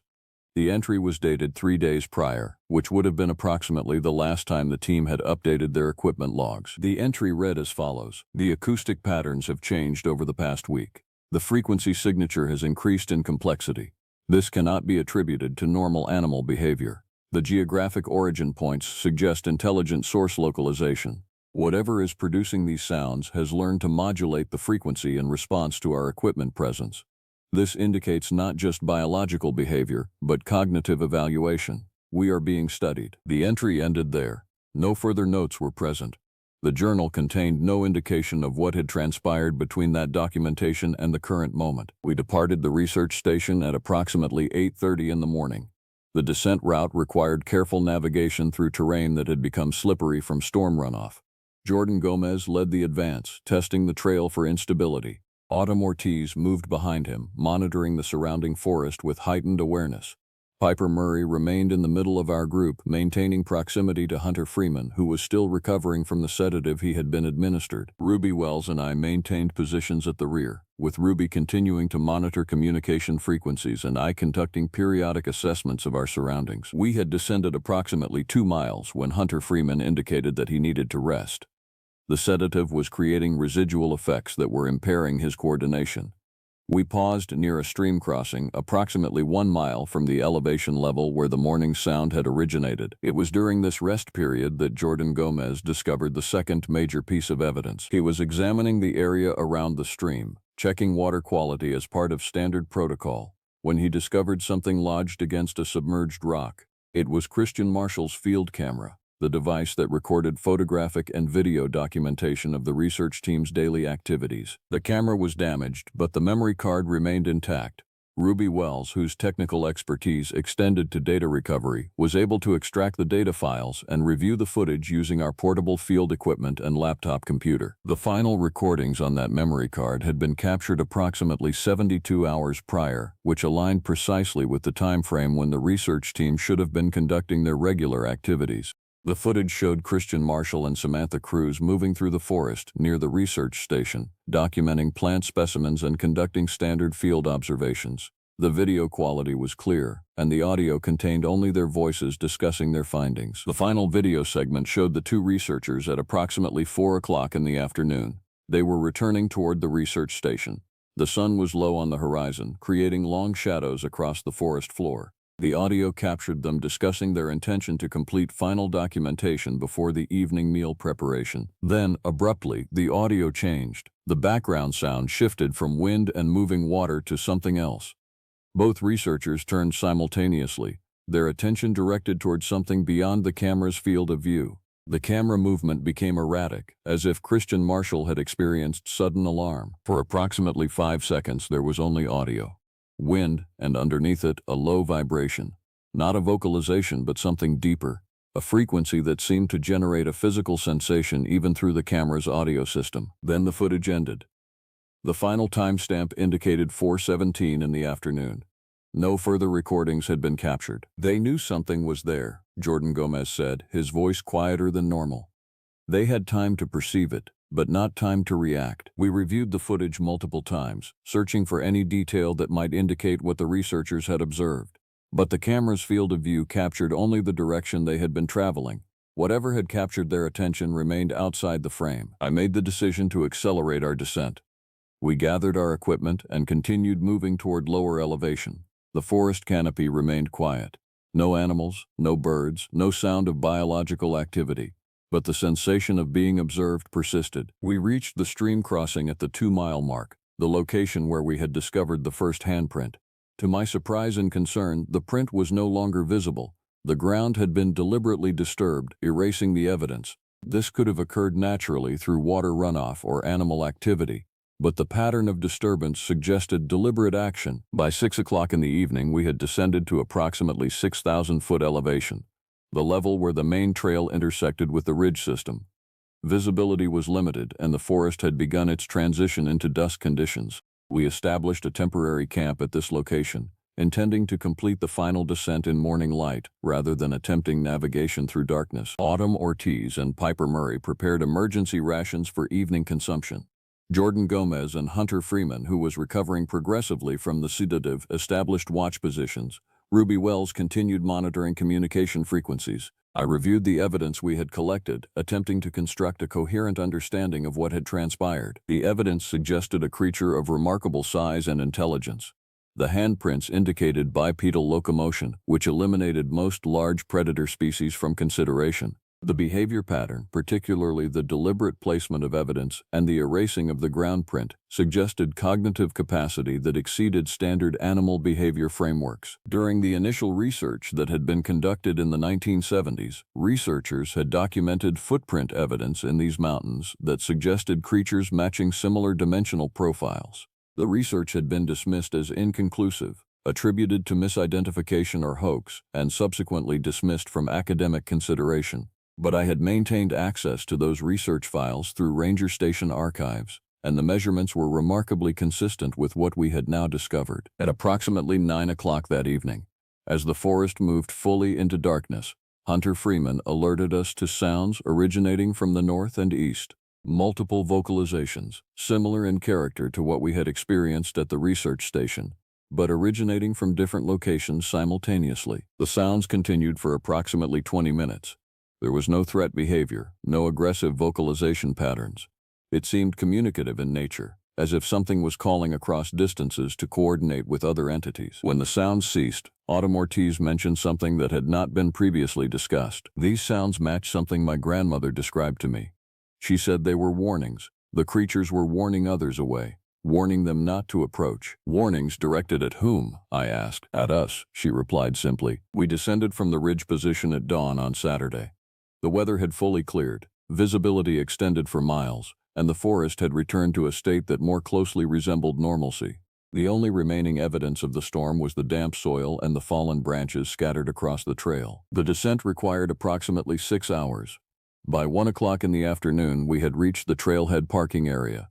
The ranger station vehicle was still present, undisturbed. Our return was processed as routine, though the evidence we had collected required immediate documentation and chain of custody procedures. The evidence was submitted to regional analysis facilities. The handprints were documented and photographed. The torn fabric pieces were analyzed for biological material. The video footage was extracted and preserved. Jeremiah McDonald's field journal was included in the evidence package. The official investigation concluded that the 4 researchers had encountered circumstances beyond their expertise and had perished in the wilderness. The specific cause was classified as unknown, but the working hypothesis was that they had engaged with large wildlife, suffered injuries, and been unable to reach assistance or shelter. This explanation satisfied administrative requirements without requiring more extensive investigation into circumstances that exceeded conventional understanding. But everyone involved in the recovery operation knew the truth was more complex and more troubling. Piper Murray submitted her resignation from the Ranger Service within weeks of the incident. She cited personal reasons for her departure, but her final communication indicated that she could no longer maintain assignment in the Upper Corridor region. Jordan Gomez transferred to a ranger station in California. He indicated that he had become uncomfortable with the landscape memories and wanted to relocate to environments with different aesthetic characteristics. Autumn Ortiz remained in the ranger service but requested reassignment away from the Cascade territory.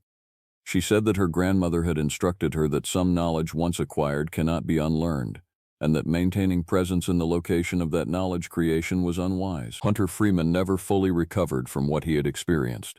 He moved away from Washington State following graduation and established residence in an urban environment. Ruby Wells returned to her position as communications coordinator, but she reported that she continued experiencing audio distortions and interference patterns that could not be technologically explained. I remained in my position at the ranger station. I could not bring myself to abandon the mountains I had spent my entire adult life protecting and understanding. But my understanding had fundamentally transformed. Over the subsequent years, I have reviewed the evidence repeatedly. I have consulted with researchers who study undocumented species. I have examined historical accounts and indigenous knowledge systems that document creatures matching the descriptions we had encountered. The conclusion that I have reached is both scientifically uncertain and personally undeniable. We encountered something in those mountains that exists outside conventional biological classification, something that possesses cognitive capacity exceeding standard animal behavior parameters, something that, despite its size and power, has maintained itself in isolation from broader human awareness through mechanisms we do not fully comprehend. The four researchers, Kennedy Gibson, Jeremiah McDonald, Samantha Cruz, and Christian Marshall, became casualties of that encounter. They were taken by something that had established ownership of that territory and did not welcome intrusion, however well-intentioned or scientifically motivated. Years have passed since that expedition. The case has been closed, the families have been notified of the conclusions, and the incident has been cataloged in the regional records as an unsolved wilderness fatality involving multiple casualties. But I continue to receive communications indicating that I am not the only individual who has experienced comparable incidents. Rangers from other regions have shared accounts of similar phenomena. Hikers have reported encounters with creatures matching comparable descriptions. Research teams have documented handprints that exceed reasonable dimensional parameters for known species, and I have become aware that my account, shared initially with close colleagues and family, has reached individuals with deeper interest in these matters. Individuals who have documented similar patterns across the Pacific Northwest for decades, compiling evidence that has been systematically dismissed or ignored by official institutions. What I learned in the autumn of 2019 is that these mountains are not empty of consciousness beyond the biological classifications we have established. Something walks among the ancient cedars and hemlocks. Something maintains awareness of human activity and can evaluate, assess, and respond with intention. Something that can communicate across distances using mechanisms we do not entirely comprehend. The question that remains, the question that wakes me some nights with urgency, is not whether these creatures exist. The evidence has become undeniable to anyone willing to examine it without preconception. The question is whether they have become aware of our growing intrusion into their territories, whether our expanding research operations and recreational activities in previously remote regions will eventually force them to respond with greater force than what we observed in 2019, and whether we as a species and as institutions will ever be willing to acknowledge this reality in the manner it deserves. That is what I witnessed in the Cascade Range. That is what I can no longer deny, regardless of the professional consequences. The mountains hold many secrets. Some of them have names. Some of them walk on two legs and remember. Subscribe now to hear more stories from the rangers who have seen what others refuse to acknowledge. Your like and comment help others discover the truth that official institutions prefer to keep hidden.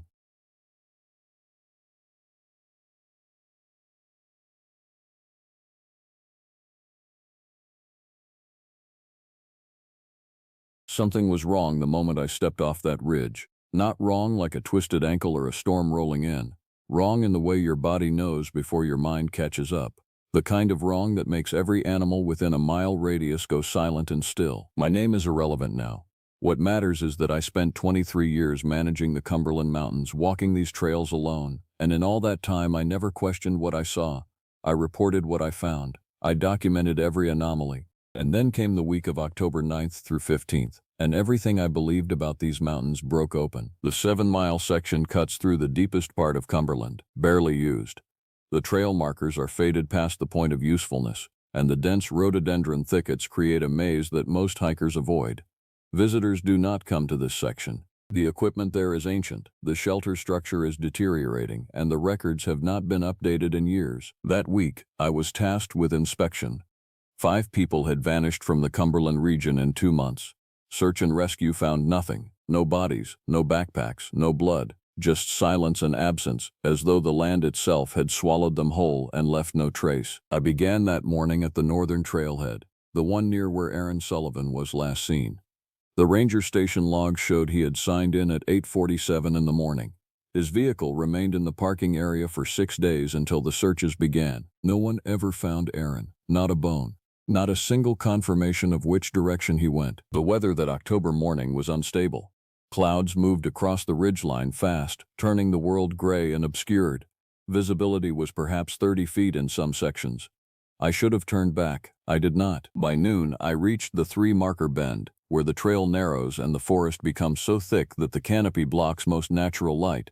I set up my equipment to document the shelter conditions. That was when I first noticed the footprints. They were not old. The recent rain would have destroyed tracks made more than a day or 2 prior. These prints were sharp in the mud, fresh, and they stopped at the shelter entrance. Then they simply ended.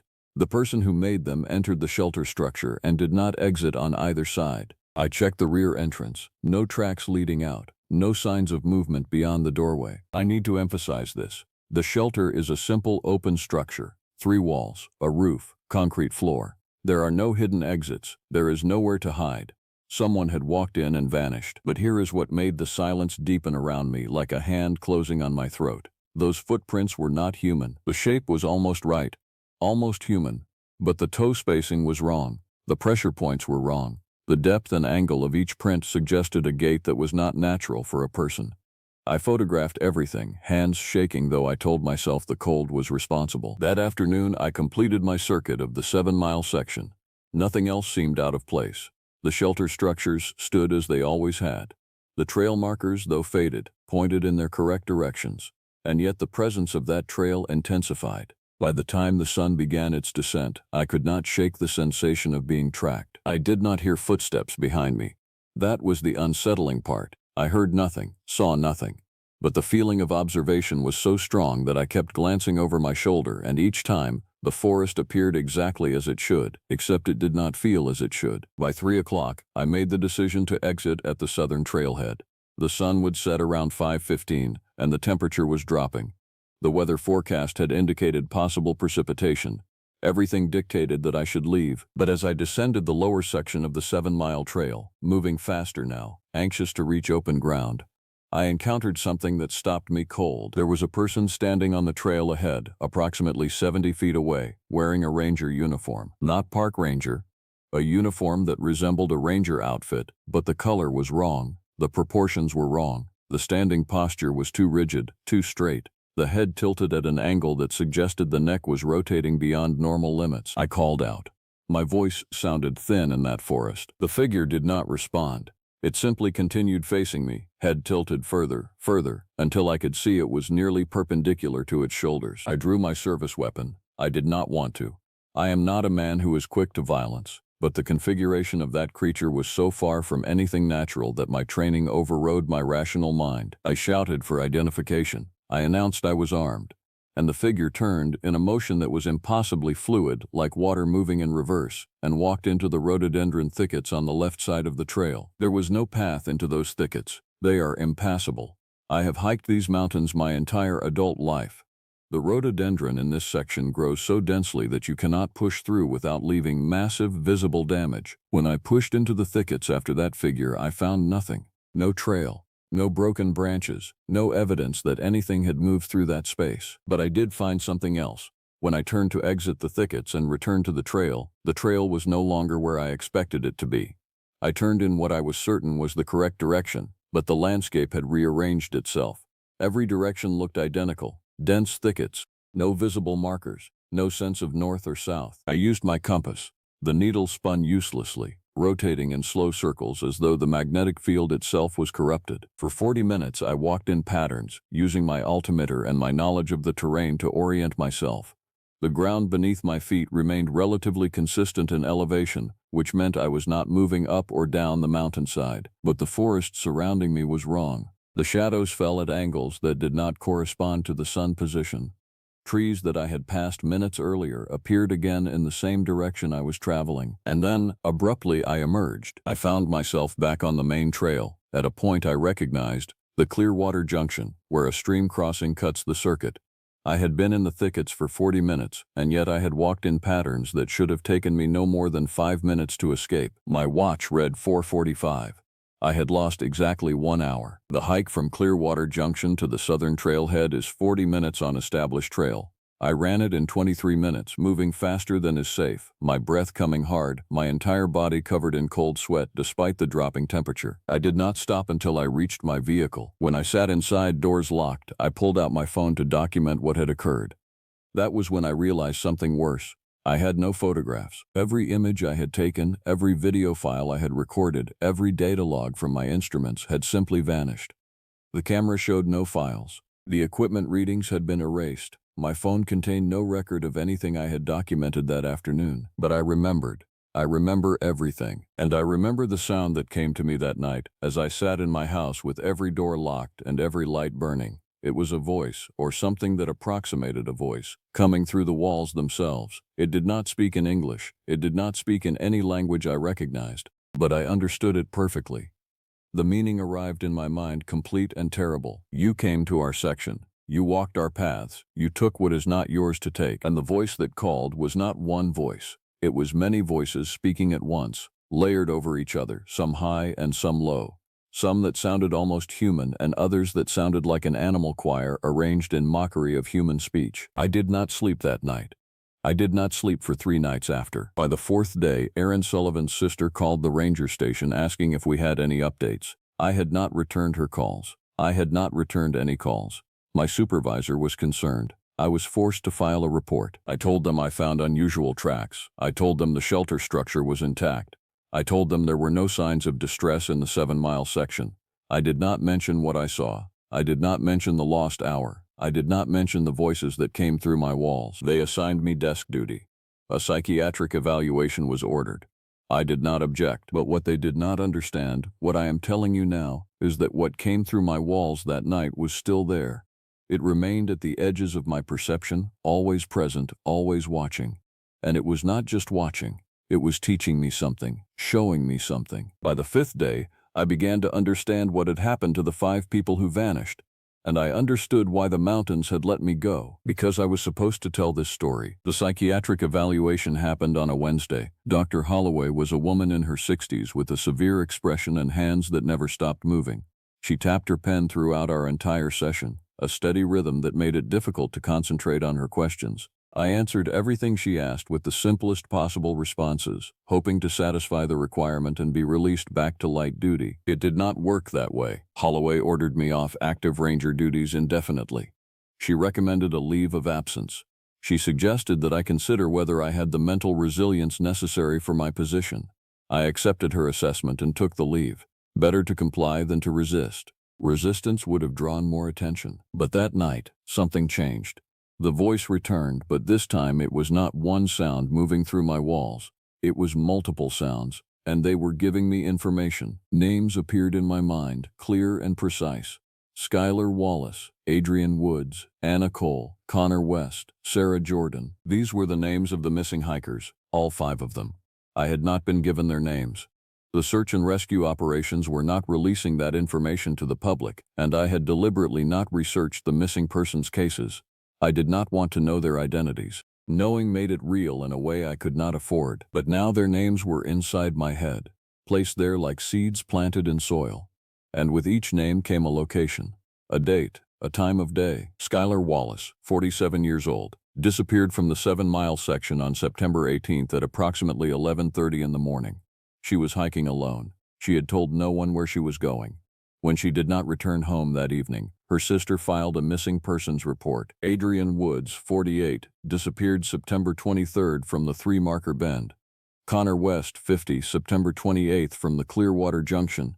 Sarah Jordan, 51, October 2nd from the northern approach to the 7-mile section. And Aaron Sullivan, 46, October 9th, from the same northern approach, all missing from the Cumberland Mountains, all from the same locations I had hiked, all within a specific geographic range that corresponded to approximately 5 miles of trail running north and south through the densest part of the Cumberland Ridge. The voice continued, layering more information over the names. These ones were called.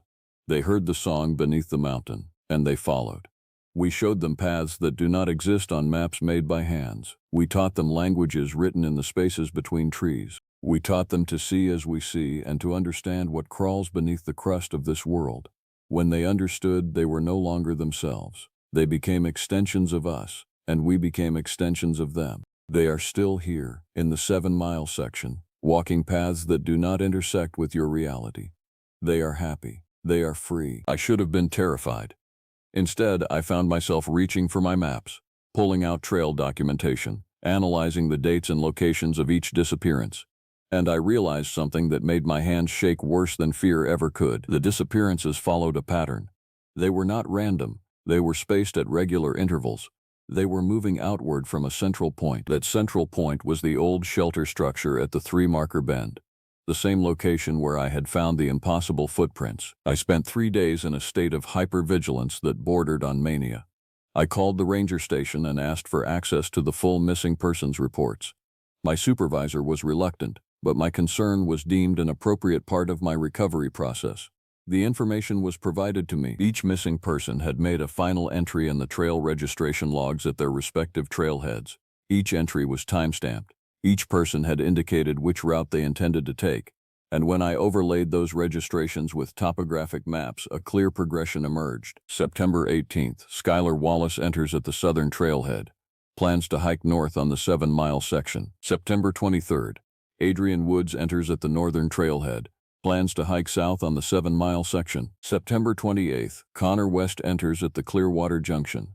Plans to hike either north or south depending on weather. October 2nd, Sarah Jordan enters at the northern approach. Plans to hike south toward the main shelter. October 9th, Aaron Sullivan enters at the northern approach. Plans to hike south toward the main shelter. But here is what caught my attention. The pattern was not random because the specific hikers were not random. Each person who disappeared had physical characteristics that seemed almost deliberately selected. I pulled driver license information from the missing persons files. The ages ranged from 46 to 51. The heights varied between 5'7" and 6'3". But there was one constant. All 5 had dark eyes. All 5 had dark hair. All 5 had significant hiking experience. All 5 had hiked the Cumberland Mountains previously without incident, and all 5 had visited the 7-mile section at specific times aligned with the lunar calendar. Skylar Wallace disappeared on the new moon. Adrian Woods on the waxing crescent, Connor West on the first quarter, Sarah Jordan on the waxing gibbous, Aaron Sullivan on the full moon. The next disappearance, according to the pattern, would occur in 6 days, on the waning gibbous phase, from someone entering at a new location that would move the boundary of the affected zone further into the protected lands. I did not have to wait 6 days. That night, as I sat surrounded by maps and documentation, the voice came again. But this time it was not speaking about the missing hikers. It was speaking about me. You were chosen for observation because you carry the mark. Your family line touches the old tribes. Your grandmother spoke the languages beneath languages. Your mother knew the songs that make the mountains listen. You have the potential to become one of us without losing yourself entirely. You have the capacity to bridge worlds that should not intersect. I did not correct the voice or deny what it claimed. I knew it was true.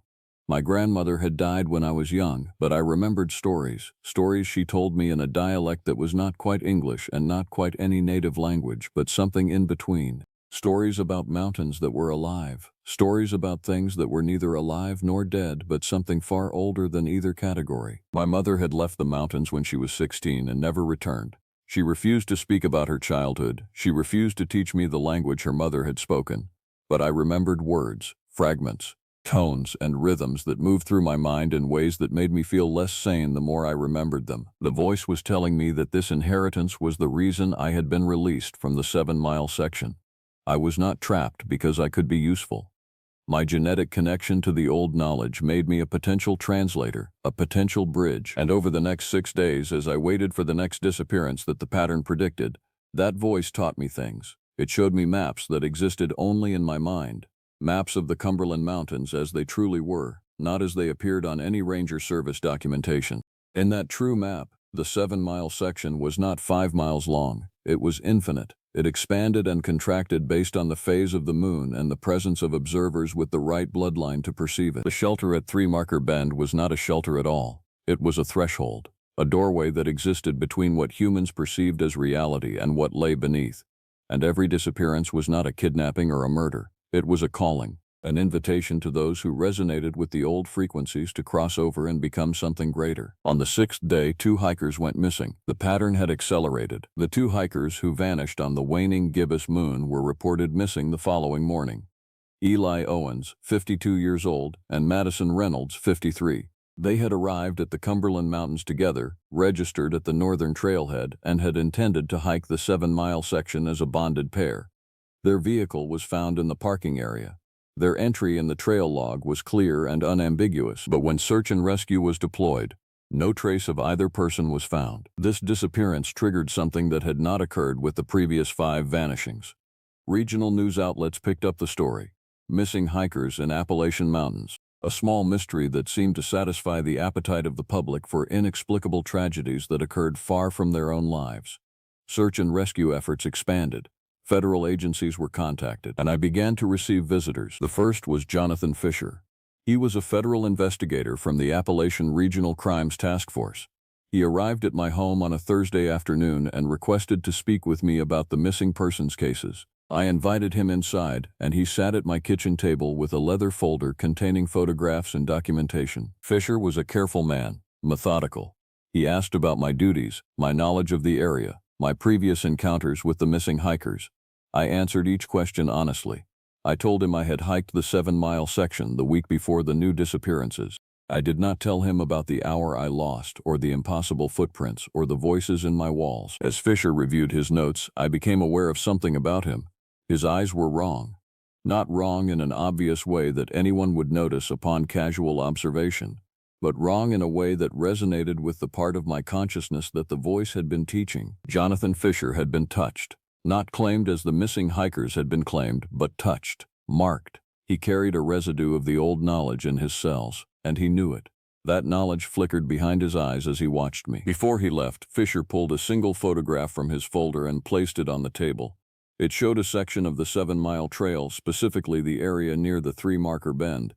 The image was taken from directly above, from a drone or aerial vantage point, and in that photograph something was visible that should not have been visible. A structure.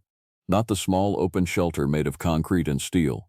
A larger structure, cylindrical in shape, that appeared to be constructed from stone or earth. It stood in the center of the clearing, and around it were marks in the ground that might have been footprints or pathways or something else entirely. Fisher did not speak about the photograph. He simply let me see it, then placed it back in his folder and stood to leave. As he reached the door, he turned back and said, in a voice that was perfectly calm and professional, "The pattern will continue until the quota is filled. When the quota is filled, the boundary will shift. More people will disappear. The disappearances will accelerate, spreading in concentric circles outward from the center. You need to decide what you want to happen when it reaches populated areas." Then he left. I was alone in my house, and the walls had become thin. I could hear voices moving through them, many voices, speaking in a language that was becoming increasingly familiar to me. Over the following week, I conducted my own investigation. I made a series of anonymous calls to various government offices and law enforcement agencies. I provided information about the pattern. I explained the lunar correlation. I suggested that something in the Cumberland Mountains was causing the disappearances, something that operated on a cyclical basis and something that would continue unless the affected area was cordoned off and studied. All of my calls were documented. All of them were ultimately disregarded.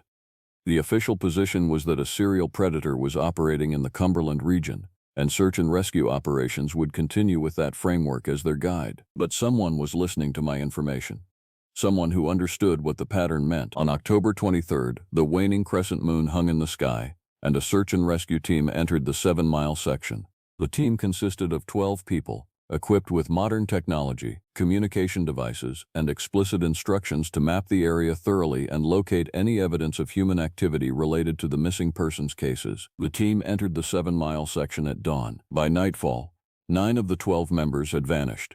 3 rangers, Tom Parker, David Ramirez and Elena Cross, managed to exit the forest with their equipment intact and reports of something inexplicable that they were struggling to articulate. The official incident report documented that the three survivors claimed the forest had rearranged itself, that trails they knew disappeared beneath their feet, that landmarks shifted position, that they heard voices calling to them in languages they did not understand, that they became separated from their colleagues while attempting to reach safe ground, that when they finally found their way out of the 7-mile section, they were located at a trailhead more than 8 miles from where they had intended to exit. All three rangers were also subjected to psychiatric evaluation. All three were removed from active duty, and all three, within the next 72 hours, made contact with me, separately, using various methods.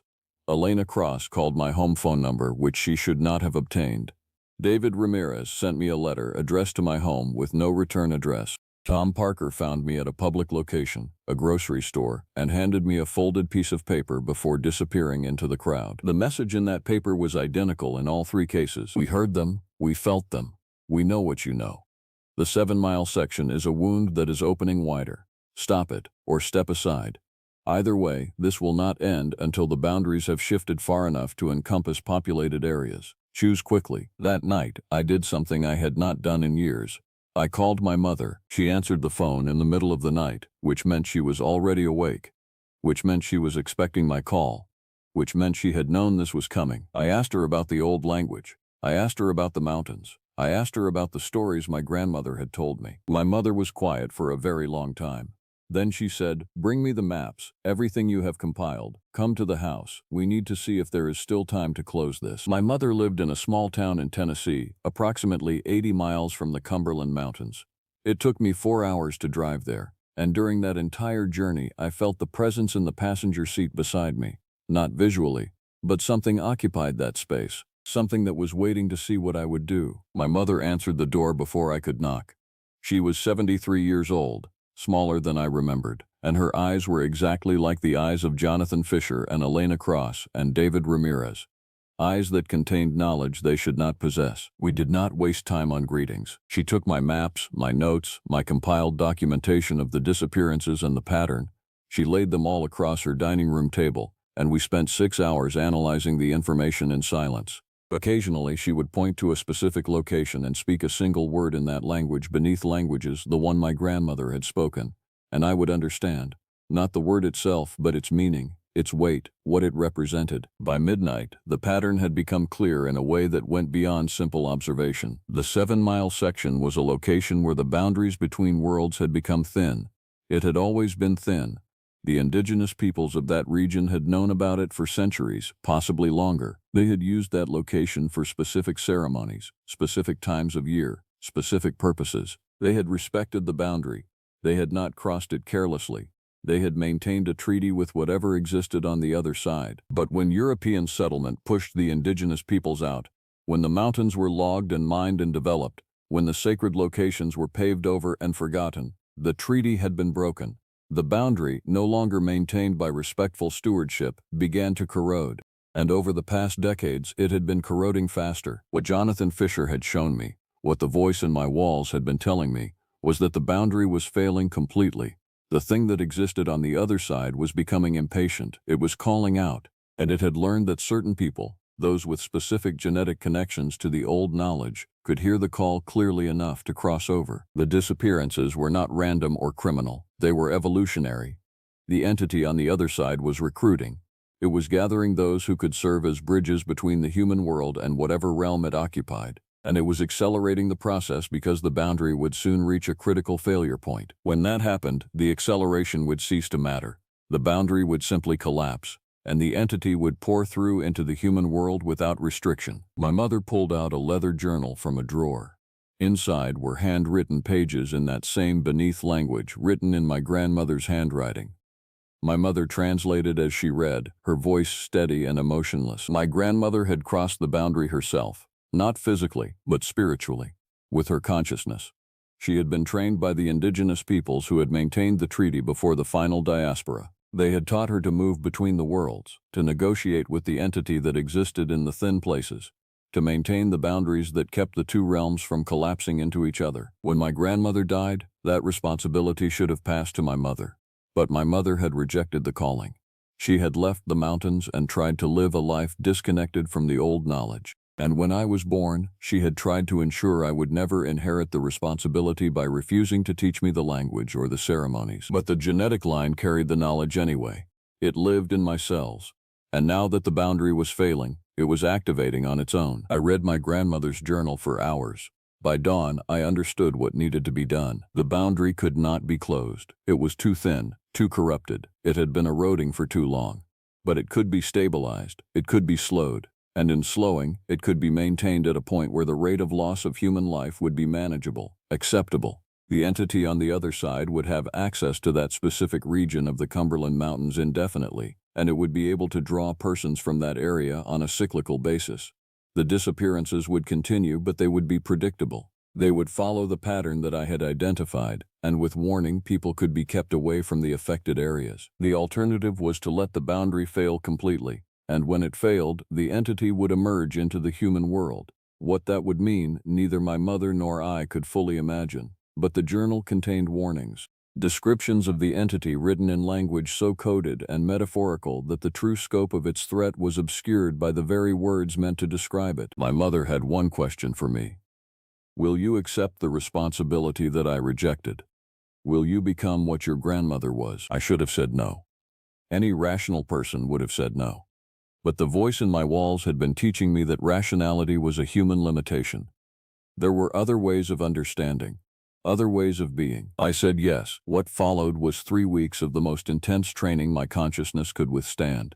My mother taught me the ceremonies. She taught me the beneath language, not just as words, but as a mode of perception, a way of experiencing reality that existed alongside the normal human sensory apparatus. She taught me how to enter the thin places without losing myself to them.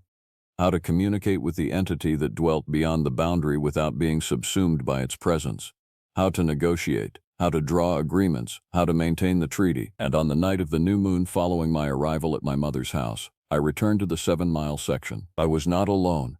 My mother accompanied me to the edge of the affected zone, but she did not enter it herself.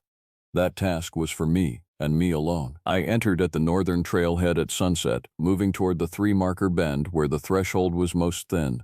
The forest around me was wrong, but I had learned to see past the wrongness, to perceive the underlying structure that made the wrongness possible. The shelter at 3-marker bend was indeed a shelter and something far more. It was constructed in a way that made its walls exist in multiple places simultaneously. When I approached it, I could see both the concrete structure that tourists might photograph and the older structure of stone beneath it, older than the mountains themselves, a construct that had been carefully positioned at this location by forces far older than human civilization. Inside the threshold, I encountered the entity. It did not have a fixed form. It existed as a presence, an assemblage of perceptions that could not be reduced to any single shape or configuration.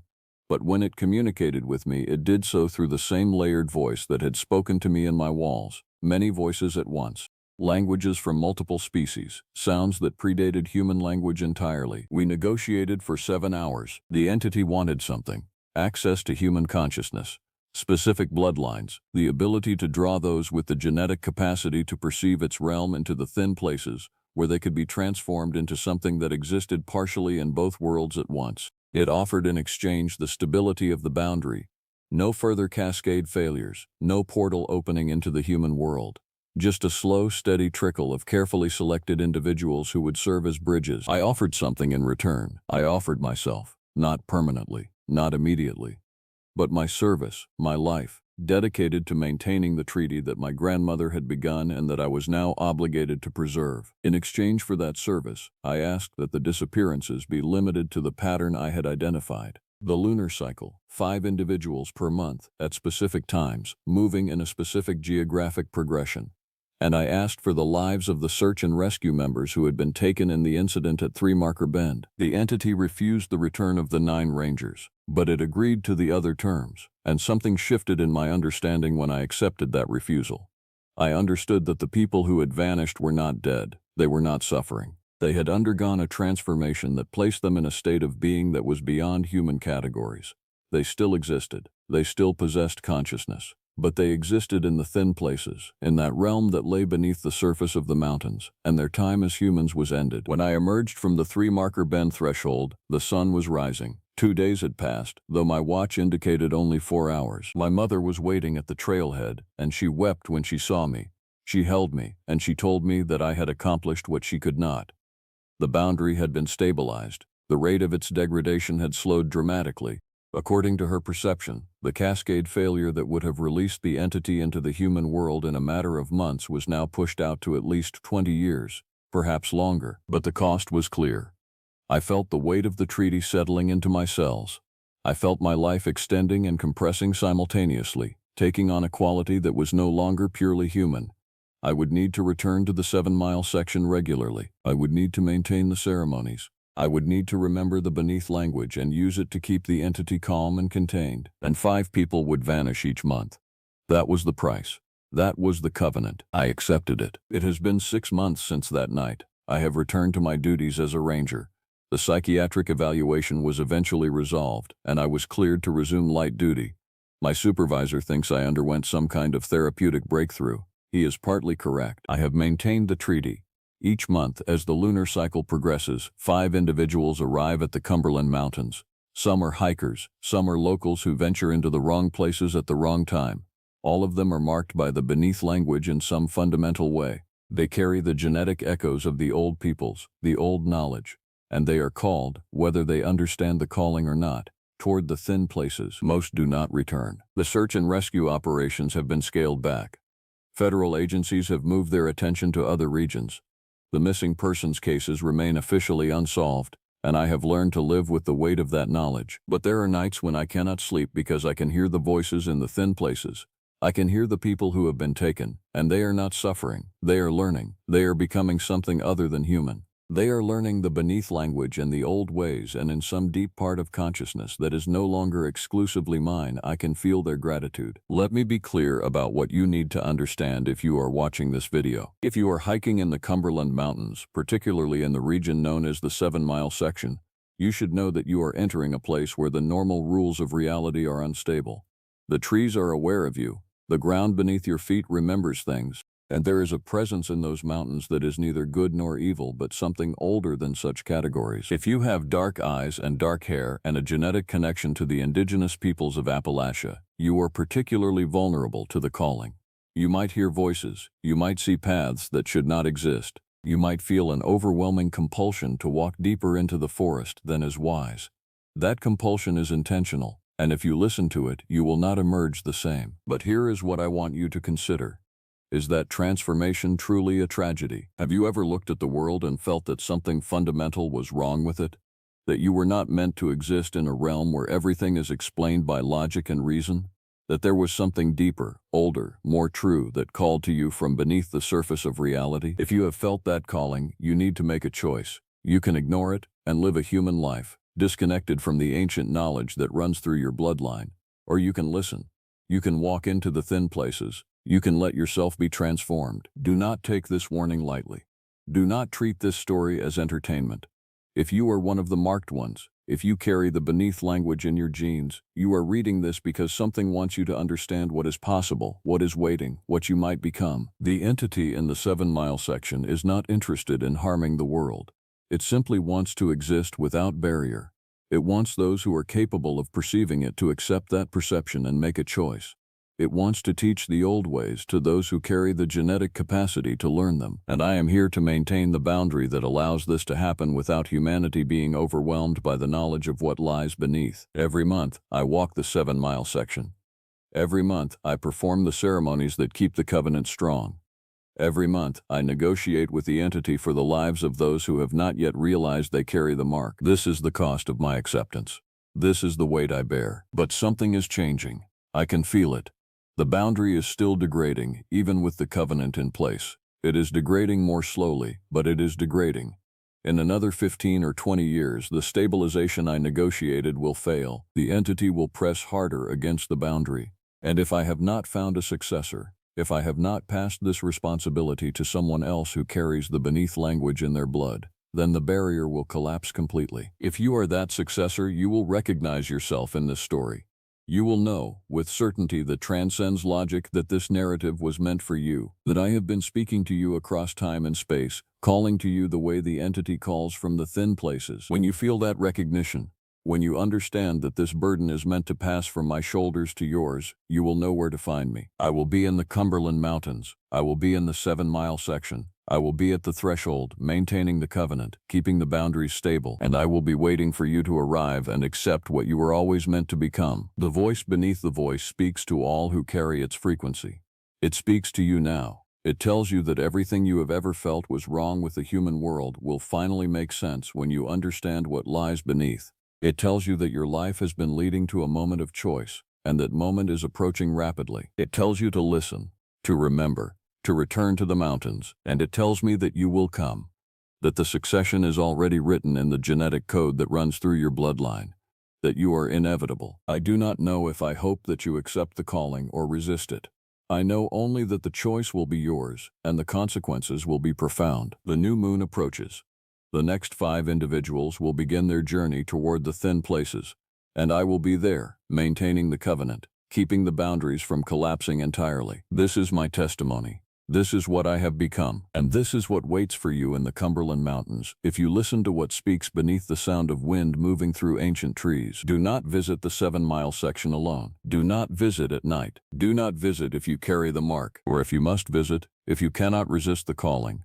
Understand this truth completely. You are not visiting a forest. You are approaching a threshold, and what stands on the other side of that threshold does not let those who perceive it return unchanged.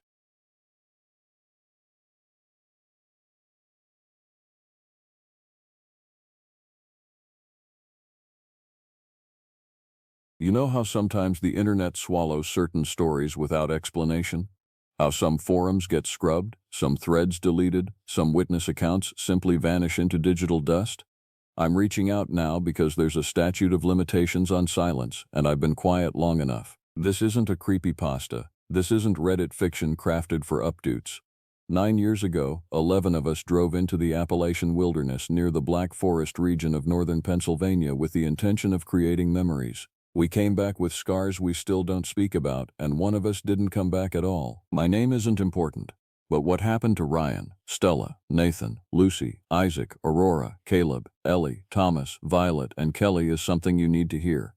I'm recording this for you now because the truth deserves to outlive the people who lived it. We set out on a Friday in late October when the Appalachian Mountains bleed red and gold. I remember the drive vividly. 5 vehicles winding through roads that grew progressively narrower, more isolate, until cell service became an intermittent ghost, and the only sounds were tire on asphalt and wind through dead leaves. Ryan Sanders was the architect of this expedition, 16 years old, with the kind of arrogance that comes from never having experienced true consequence. He'd read about the old hiking trails near the Black Forest, routes that predated modern park development, paths that the original settlers had used to traverse the ridgelines before Appalachia swallowed most of what they'd built. It'll be epic, he kept saying. Raw, authentic, no one goes out here anymore. He was right about that last part, though he didn't understand why. None of us did. Stella Price, 17, was the skeptic of our group. She kept asking practical questions. Had anyone filed a route plan with the ranger station? Did we have emergency supplies? But she came anyway, because Stella had this quality where skepticism masqueraded as caution, and caution always lost to loyalty. She brought her older brother's satellite messenger, a device that would later become the only reason anyone ever believed our story. Nathan Bennett, 18, was the kind of person who existed in the spaces between other people's conversations. Quiet, observant. He took photographs obsessively, documenting everything with a digital camera he'd saved for months to purchase. The images from that trip would later be examined by people far beyond our circle, analyzed for inconsistencies, dissected in whispered forums. They're still consistent. That's the part that haunts the people who've seen them. Lucy Wood carried a leather journal. 19 years old, she had this habit of narrating her own experiences as though she were writing about them in real time, which she was. Every evening she'd sit by the fire and scribble observations. Those journals are gone now, destroyed. By whom, I'll never know. But I suspect they knew truths that weren't meant to be permanently recorded. Isaac Barnes was the physically strongest among us. 20 years old, he'd grown up in the surrounding counties, and his presence lent credibility to the expedition. I've hiked these ridges before, he'd told us. But later I realized he'd never ventured this far north, never gone deep enough into the real wilderness. His strength couldn't protect us from that. Aurora Ross was the last one we picked up before the ranger station road, a 21-year-old woman from the small town of Driftless who'd somehow heard about our trip and insisted on joining. There was something strange about Aurora. She never quite explained how she knew about the expedition. She'd been waiting at the roadside diner, as though she already knew we were coming. Caleb Henderson, Ellie Coleman, and Thomas Jenkins formed a unit unto themselves. 3 20-somethings who'd been friends since childhood, connected by the kind of bond that only forms in isolated rural communities. They brought the heavy equipment, 4-season tents, freeze-dried provisions, a small portable stove that would become useless in the cold that descended like an ambush predator. And then there was Violet Perry, the oldest among us at 25. She'd done serious hiking, mountain expeditions in Colorado, backcountry treks in Montana. She was supposed to be the experienced one. She was supposed to keep us safe. And Kelly, 15 years old, the youngest. She was Ryan's cousin, and he'd brought her without telling the rest of us. She'd run away from home 3 times already, and this trip seemed like the kind of controlled chaos that Ryan assumed would be therapeutic. He was desperately, catastrophically wrong. We established base camp on the evening of the first day in a clearing that seemed almost too perfect. A flat expanse surrounded by towering pines with a small stream running nearby. Nathan documented it with his camera. Stella marked it on her GPS. I stood at the perimeter and felt, for the first time, that particular cold that comes from being watched by things that don't have names. Violet said it first. This place feels wrong. But we were young and stupid and convinced that we were the apex predators of this wilderness. We were catastrophically mistaken. By the second day, the forest had started doing things that forests shouldn't do. The hiking trail we'd planned to follow, clearly marked on 2 separate maps, one of them decades old, seemed to have become obscured by growth that looked far too recent. Pine needles accumulated in drifts across the path as though deliberately placed. Branches hung across walkways at precisely the height of a man's face, creating barriers that forced us to constantly duck and weave. Natural, Isaac insisted. This happens. Wind, growth, erosion, but nothing about it felt natural. We made slow progress. What should have been a 6-hour hike became an 8-hour ordeal, and by the time we stopped for lunch at a rocky outcropping, everyone was exhausted and irritable. Stella checked the satellite messenger twice, ensuring the signal was reaching through the canopy, that our location was being transmitted to the outside world, that we weren't somehow falling off the edge of mapped reality. Thomas cracked a joke about the forest actively trying to prevent us from advancing. Everyone laughed, but it was the kind of nervous laughter that means you've all thought the same thing and are grateful someone said it first. It was during lunch that we first heard the sounds, not distinctly at first, just an ambient wrongness in the audio landscape, a quality of sound that didn't match the environment. Stella described it later as the forest clearing its throat. Too many consonants for the normal soundscape of wind and leaves. Rhythmic, intentional. Nathan's camera captured them.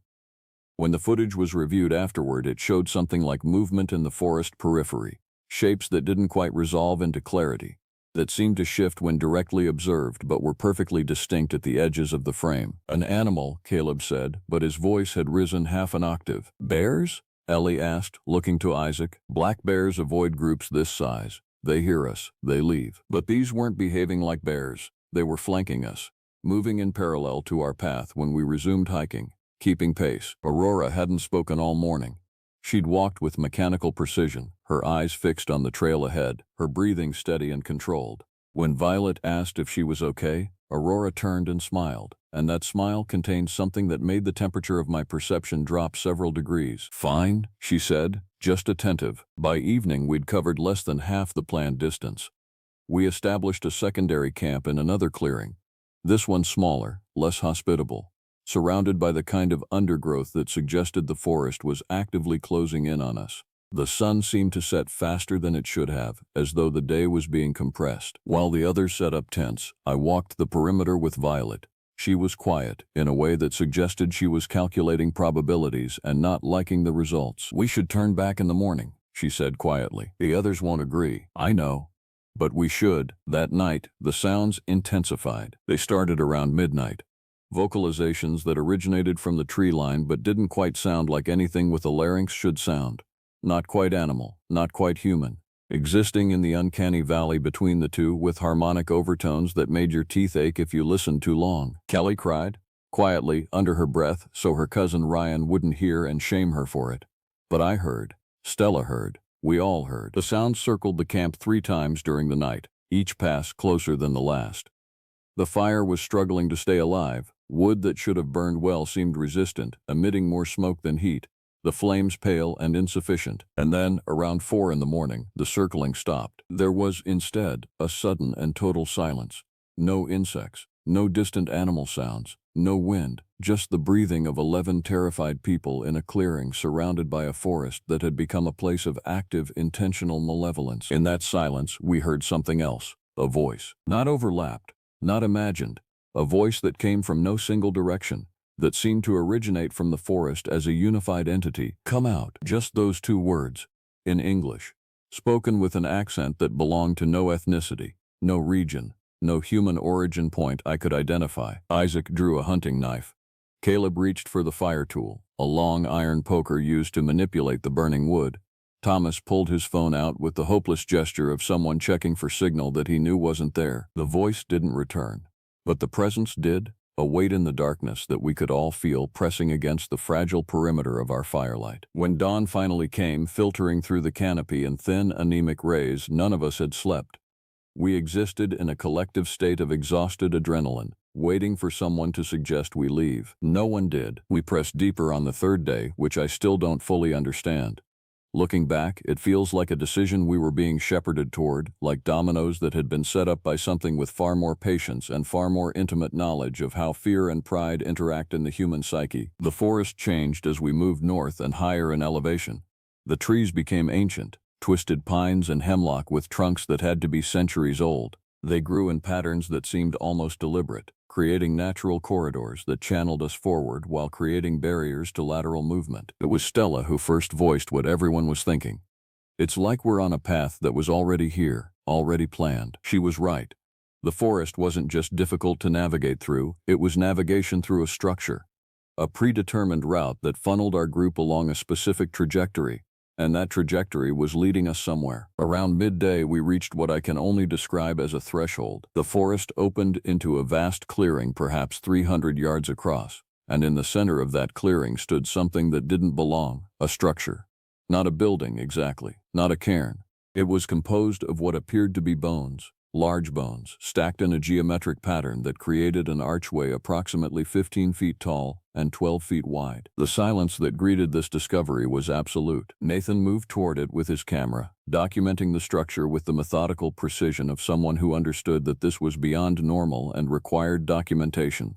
No one stopped him. We all moved closer, drawn by a combination of morbid fascination and the mounting terror that suggests proximity to something catastrophic. The bones were old, weathered pale by decades of exposure.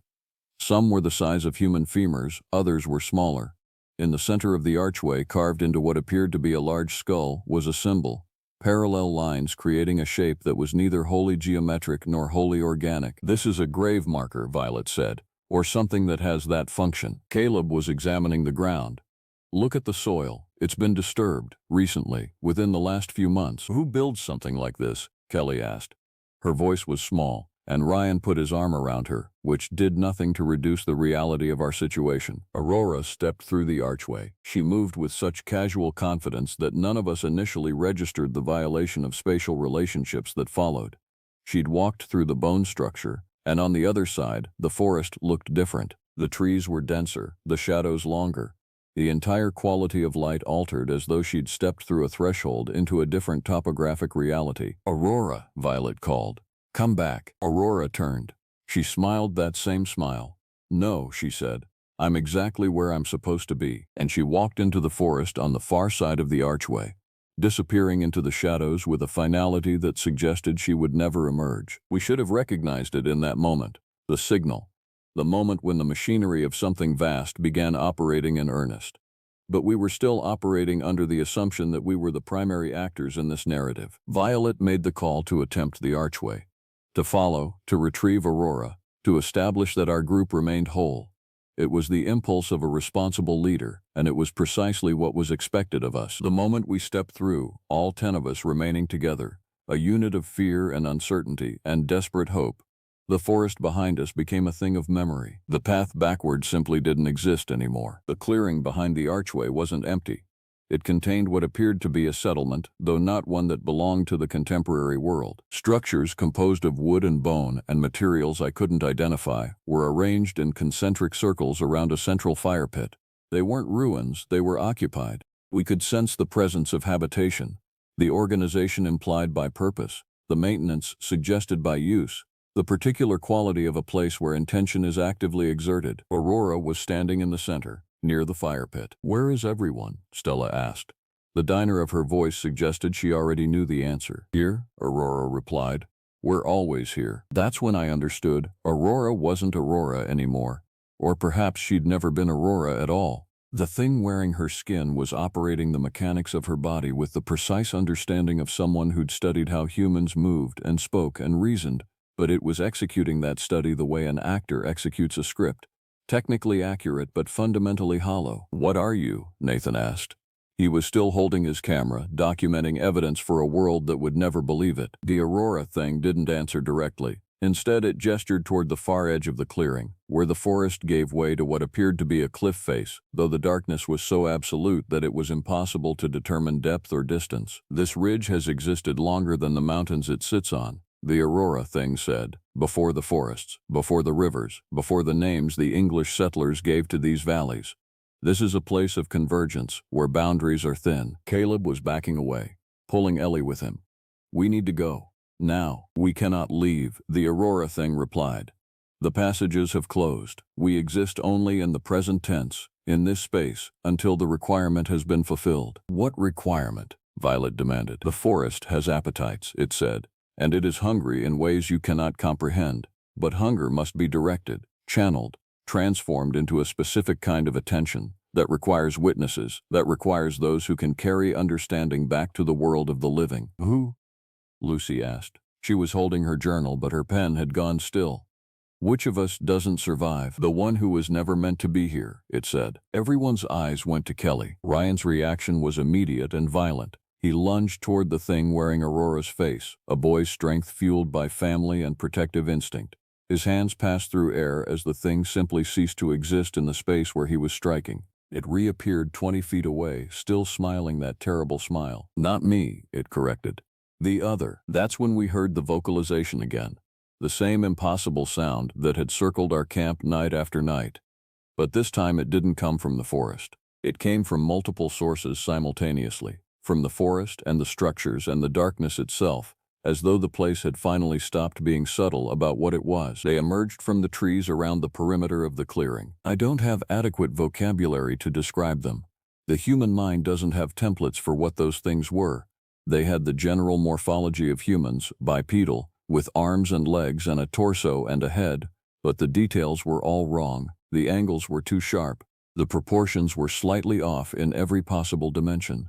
They moved with a smooth, liquid grace that suggested their skeletal and muscular systems operated under different principles than ours. And their faces. The faces weren't fixed. They flickered between human and not human, cycling through expressions and features as though they couldn't quite decide which configuration to settle into, or as though they could become any configuration they had observed, could wear any human face they'd studied. "Skinwalkers," Violet breathed. "A term," one of them said, and it had cycled into the face of a man I recognized from news reports, someone who'd gone missing in these mountains in 1994. Not entirely inaccurate, but more accurately, we are the forest's attention, its intention, the mechanism by which it selects and learns. Ellie was crying. Thomas was praying in a voice so quiet it was barely above a whisper. Isaac's hunting knife, which had seemed so substantial in camp, looked like a child's toy. "You exist because this place exists," another one said, and its face cycled through several configurations before settling into something that might have been female. "You walk these ridges, you think you're masters of the terrain. But the terrain has been watching you, studying you, learning the patterns of your fear and your courage and your collapse." "Let us leave," Stella said. "We'll go back. We'll never speak of this. No one would believe us anyway." "That," the first one said, "is precisely why you'll survive." They separated us methodically, moving us into different structures with the kind of organized efficiency that suggested this wasn't their first processing of a human group. The places they took us to weren't cells. They were more like observation chambers, small circular spaces composed of wood and bone that seemed far larger inside than the external dimensions suggested. I was alone with Stella. The walls around us seemed to pulse with a faint phosphorescence that provided just enough light to see each other's faces but not enough to see what might be in the shadows beyond our immediate perception. "They're going to kill us," Stella said flatly. "Maybe not. The thing said some of us would survive." "Yes, some, not all. And I suspect we don't get to choose which." We sat in silence for what might have been hours. Time operated differently in that space. It felt both instantly present and stretched across ages. Without external references, without the sun's movement across the sky, it was impossible to track how long we were in that chamber. Then the doors opened, or perhaps the walls simply ceased to exist. The distinction seemed less relevant as the night progressed, and we were herded back toward the central fire pit. The others were already assembled in a rough circle. 9 of us, plus the thing wearing Aurora's face, plus 5 of the creatures. Kelly was crying in Ryan's arms. His face was set into an expression of rage that couldn't manifest into action. One of the creatures circled us slowly, its face flickering between configurations with increasing rapidity. "The forest has made a selection," it said. "The one who was never meant to be here will serve as the point of convergence, the one through which the forest's attention will flow back into the world beyond the ridge." "You can't have her," Ryan said. "It's not a negotiation," another creature replied. "It's a completion. There are rules that operate in this place, just as there are rules in the world you come from. One entity must remain as a bridge, one consciousness transformed into something new, a channel, a witness from both sides of the threshold." "What happens to her?" Lucy asked. "She becomes something that can exist in both spaces, neither human nor forest, but a translation between the two. In the world beyond, she will seem normal, entirely human, but she will be perpetually aware of us, of the ridges, of the hunger that operates beneath the surface of these mountains. She will carry the knowledge of what exists here, and that knowledge will shape how the world understands the wild places it thinks it controls." "No," Kelly whimpered. She was trembling so violently that Ryan could barely hold her. "The rest of you will return," the creature continued. "You will go back through the archway. The path behind you will restore itself. You will emerge in a clearing not far from where you established your initial camp. You will have vague memories of 3 days of hiking. The details will be fuzzy, dreamlike. Others will assume trauma, exposure, psychological stress. Your narratives will be inconsistent. None of you will be able to provide concrete proof of where you were, except for me," Nathan said quietly. He was holding the camera. "I documented everything." "Your documentation will show only what a camera can capture," the creature replied. "Images of forest, tent, sky, the things that exist in both worlds look perfectly normal under human optics. Only your memories will conflict with what the images reveal, and memories, as you know, are notoriously unreliable." Stella was already moving. She lunged toward one of the creatures, her hands striking empty air as it cycled itself out of her reach.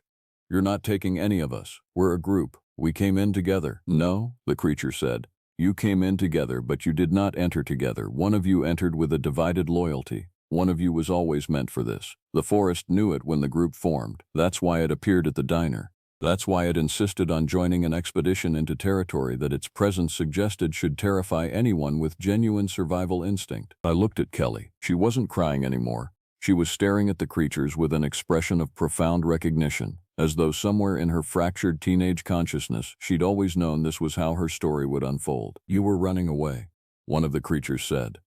Its face had settled into something neutral, almost kind. "Running from a life that felt insufficient. Running toward a place where you might feel like you belonged. We offered you that belonging." "So she agreed to this?" Ryan asked. The betrayal in his voice was catastrophic. "She knew," the creature replied. "Not explicitly, but part of her, the part that exists in the liminal space between childhood and adulthood, between the human world and something stranger. Part of her knew. She's been halfway here her entire life." The creatures moved with liquid grace, encircling Kelly before anyone could intervene. The moment they surrounded her, the rest of us couldn't move. It was as though the space itself had become immobilized, keeping us as observers while the transformation occurred. It didn't hurt her, I think. The process was quick, almost gentle.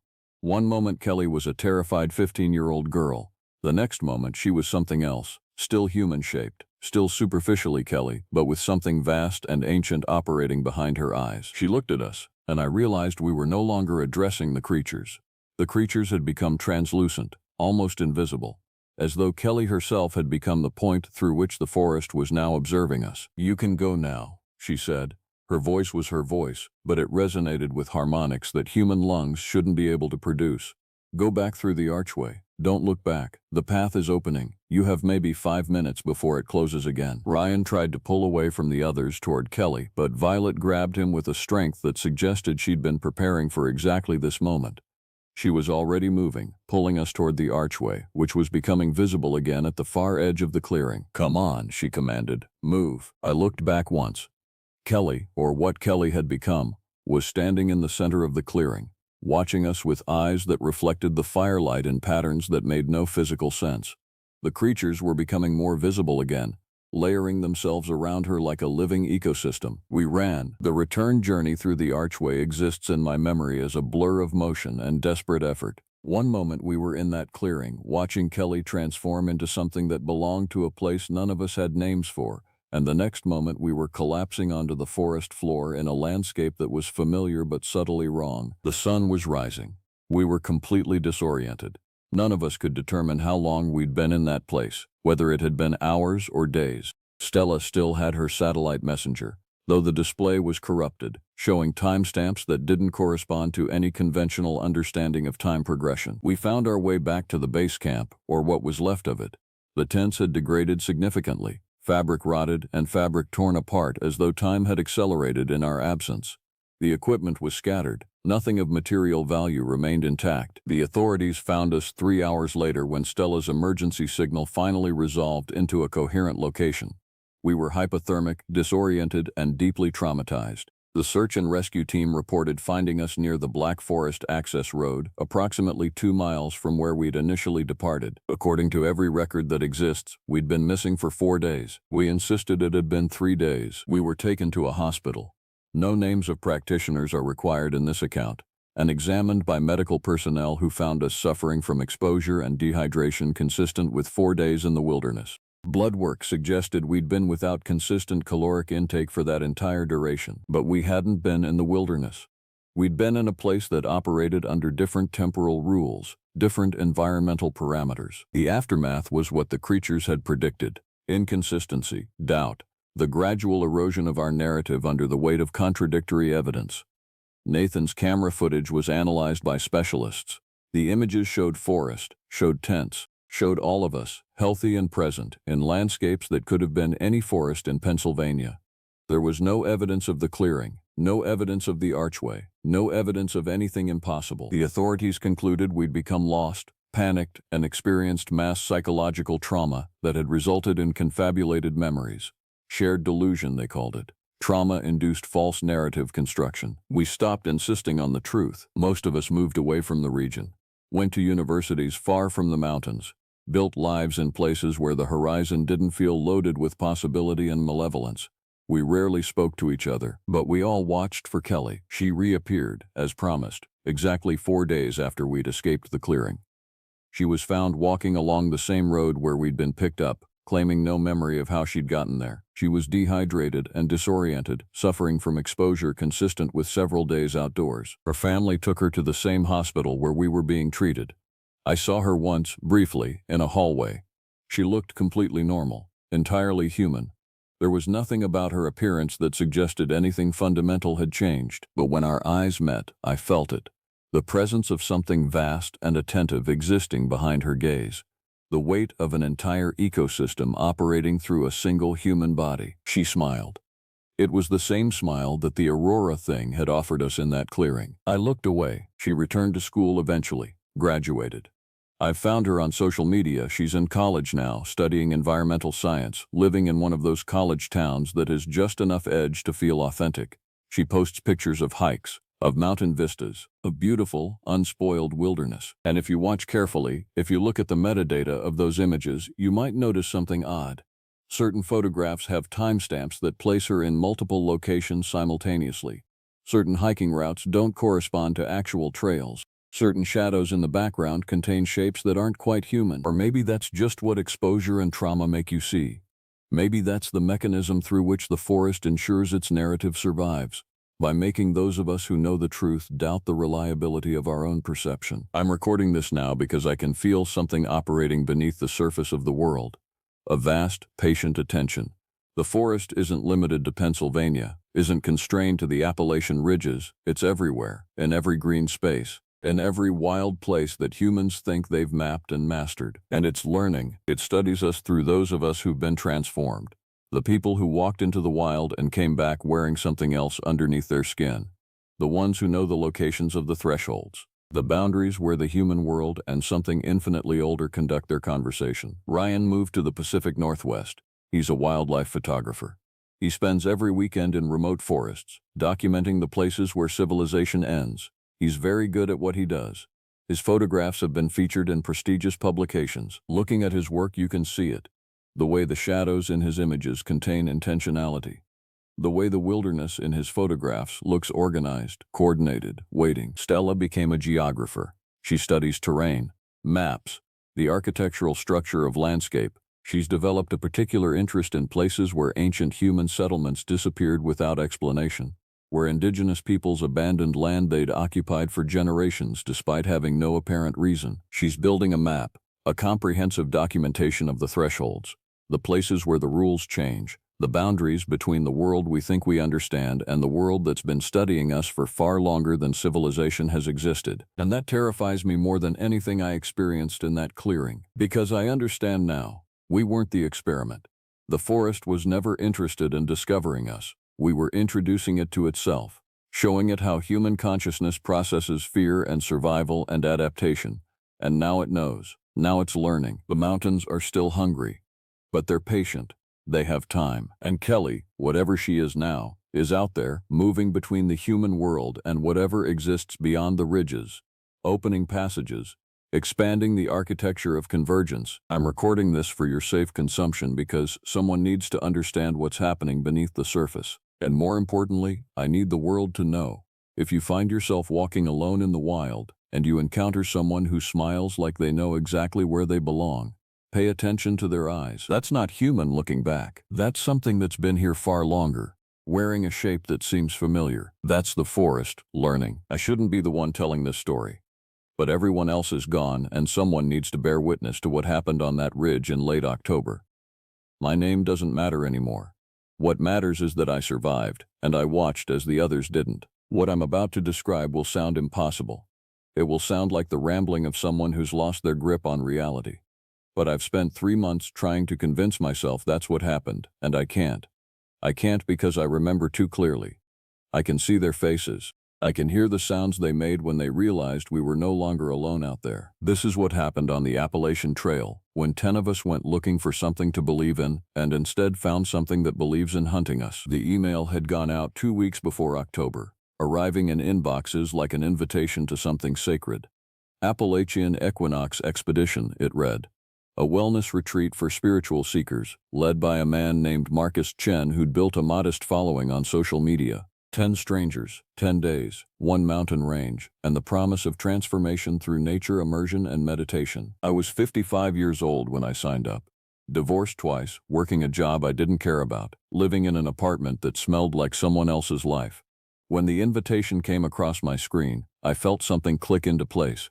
This was what I needed. This was the moment everything would change. John Howard, that's me, had spent the last 7 years convincing myself that contentment was impossible, and settling for numbness was the closest I'd get to peace. But that October, sitting in my living room, watching the leaves turn color through the window, I decided to try something different. Lily Ward was the first person I met when the group assembled in the parking area near Klingman's Dome.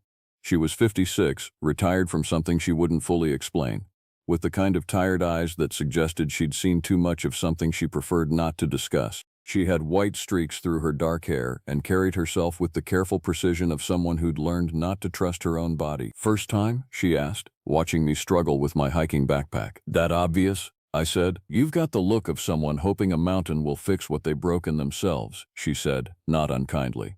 "Happens to a lot of us." Christopher Torres arrived next, 37 years old, though he looked older. He had the build of someone who used to be athletic but had let it slip. Muscle memory still lingering in his shoulders but a softness around the middle that suggested the discipline had ended. He shook hands with everyone with the firm grip of a salesman, which he was. Commercial real estate. He'd taken a month off for this, which he mentioned immediately, as if we should be impressed. Hannah Peterson joined us, 58. A retired librarian from Tennessee with reading glasses on a beaded chain and hands that were always moving, touching things, examining them. She pointed out plants as we gathered, offering their names and properties with the automatic ease of someone who'd done it professionally. Her daughter had gotten her into meditation, said it would help with the anxiety. Hannah wasn't convinced, but she'd come anyway. Gabriel Gray was the oldest of us at 59. He'd brought a journal and a fountain pen and spent most of the waiting time sketching the landscape in meticulous detail. His hands barely trembled as he drew. He was a retired architect, and he examined the world the way he might examine a building's blueprint, understanding it through structure and line. Zoe Ramirez was 40, beautiful in the way that made most of the men uncomfortable because they knew they had no right to be attracted to her. She worked as a physical therapist, had no spiritual beliefs whatsoever, but had come on a dare from her brother. She treated the whole thing like a hiking trip, because that's what she thought it actually was. Anthony James was 41, the only other person besides me who'd come alone. He was a writer, or trying to be one, which meant he was mostly unemployed and living off a family inheritance he didn't like to discuss. He wanted material. He wanted a story. He was probably already writing this in his head. Natalie Watson, 39, was a nurse practitioner at a children's hospital. She had the careful kindness of someone who'd learned to maintain it while witnessing suffering. There was something fractured about her, not broken, but held together by routines and medication she didn't mention, but whose small orange bottles I glimpsed in her first aid kit. Joshua Brooks was the most cheerful of us, perhaps because he was only 30. He worked in IT, had come because his therapist recommended it, and seemed genuinely excited about the whole experience. He brought expensive gear and took photos of everything. He was the kind of person who made other people feel tired just by being around him. And then there was Leah Kelly. She was 15, and she shouldn't have been there. Her mother had been one of the scheduled participants, but Hannah Peterson mentioned that there'd been a change. The mother had some kind of emergency, and the daughter was coming instead. Marcus Chen had approved it, said the youth perspective would be valuable for the group's energy dynamic. Leah was small, pale, with dark eyes that suggested she was used to watching without being seen. She had her mother's bone structure and someone else's weariness. She carried herself like she was used to being in places she didn't want to be. Marcus Chen arrived at dusk in a truck that had definitely cost more than he probably should have spent. He was 45, South Asian, with the kind of casual confidence that came from being the person in charge. He wore expensive athleisure and had the practiced smile of someone who'd learned to make people feel seen in crowds. "Welcome," he said, addressing all of us at once. "Over the next 10 days you'll undergo a transformation, not metaphorically. The practice of intentional wilderness immersion, combined with meditation and authentic encounter, creates neurological change, scientific change. You'll leave this mountain as different people." He talked for 20 minutes about the itinerary, the safety protocols, the meditation schedule. He didn't mention how isolated we were. He didn't mention that cell service died about 6 miles back, and his emergency satellite phone was the only reliable communication. As the sun set that first night, we set up camp in a clearing about 300 feet from the trailhead. Tents arranged in a circle, a communal fire pit in the center. The mountains around us looked ancient in the failing light, like they'd been there before we existed and would be there long after we were gone. I remember feeling something that night. Some mixture of dread and hope. I remember Leah standing alone at the edge of the clearing, looking up at the darkening sky. I remember thinking that was the last time I saw her looking like a normal person. The first 3 days passed in a rhythm of hiking, meditation, and communal meals that Marcus cooked with the efficiency of someone who'd done it for many groups before. Each day we hiked different routes, ascending higher into the ridgeline, each night returning to the base camp. The pain in my knees suggested I'd made a terrible decision. The ache in my chest suggested I was finally alive. Lily and I began walking together, falling into conversation about the kinds of things people discuss when they've decided to be honest. She told me about the man she'd been married to for 32 years, how she'd woken one morning and realized she didn't recognize him anymore, not because he'd changed, but because she had, or hadn't. She couldn't explain it properly. "I think I came here to disappear," she said on the third day, as we climbed a ridge trail in the afternoon. The leaves around us were that particular burnt orange that only Appalachia manages. "Into the mountain?" I asked. "Into becoming someone new," she said. "If I can't find myself, maybe I can become a different person, Someone who doesn't remember the old one. It was the most honest thing I'd heard anyone say since coming to this place. That night, around the fire, the conversation turned to the local history. Hannah Peterson, with her librarian's knowledge, mentioned that the mountains around us held a lot of Cherokee significance. There were stories, she said, old stories about shapeshifters, beings that could take the form of animals or people. The word she used was skinwalker, though she noted that the term really belonged to Navajo traditions farther west. But the Cherokee had their own versions, she said, beings that walked between worlds, that could wear the shape of a man but had eyes that didn't match the face. Joshua took a picture of her while she was speaking. He photographed everything, building a documentary he never asked permission to make. No one told him to stop. Marcus seemed amused by the discussion. All cultures create myths to explain what they don't understand, he said. Fear of the unknown manifesting as monsters. Do you think that's all it is? Gabriel asked.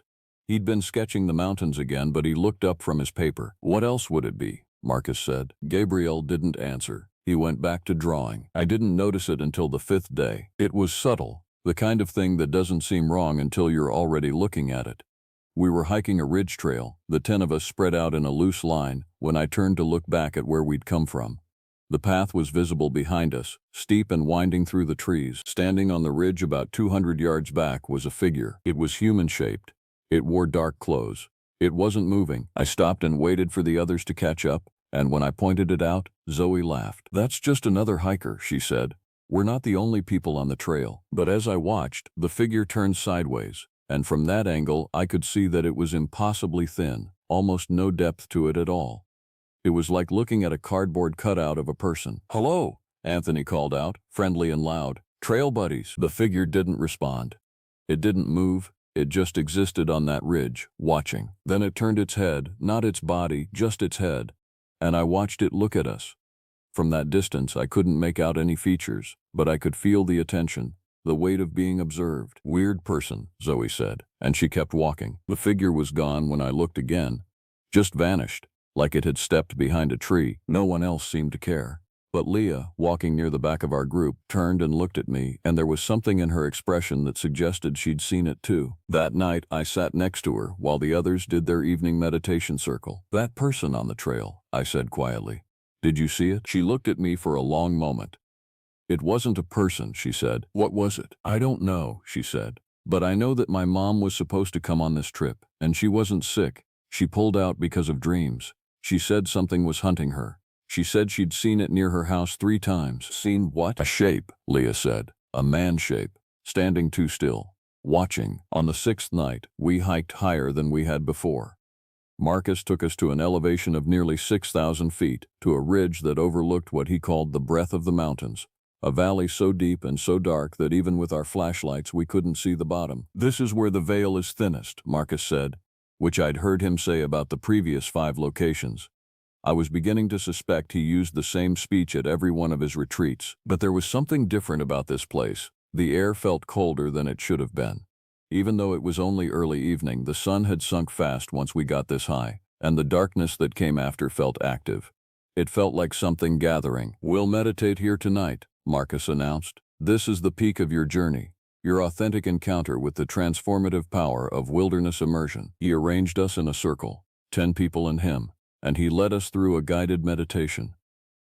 Close your eyes, feel your breath, release your attachments to ego, feel the presence of the mountain, feel the presence of... I opened my eyes. The other 3 people on the opposite side of the circle were looking in the same direction, up the slope. Something was moving through the trees above us. Multiple somethings, actually. Shapes that weren't quite clear enough to identify, but that moved with a wrong kind of gait. Not quite quadrupedal, not quite bipedal. Something in between. Everyone keep your eyes closed, Marcus said, still in his meditation voice, but there was a new tension underneath it. No one closed their eyes. There were 6 shapes. I could count them as they moved between the trees, which meant they were large enough to obscure the space they passed through. They moved in a coordinated way, circling the ridge above us, never looking at us but never looking away either. Is this part of the experience? Hannah whispered. Don't move, Marcus said. The shapes stopped. All of them at once, like they'd been called to attention. And then one of them stepped forward, into a place where the starlight could reach it. It was almost a deer, almost a mountain lion, almost a bear. It was none of those things.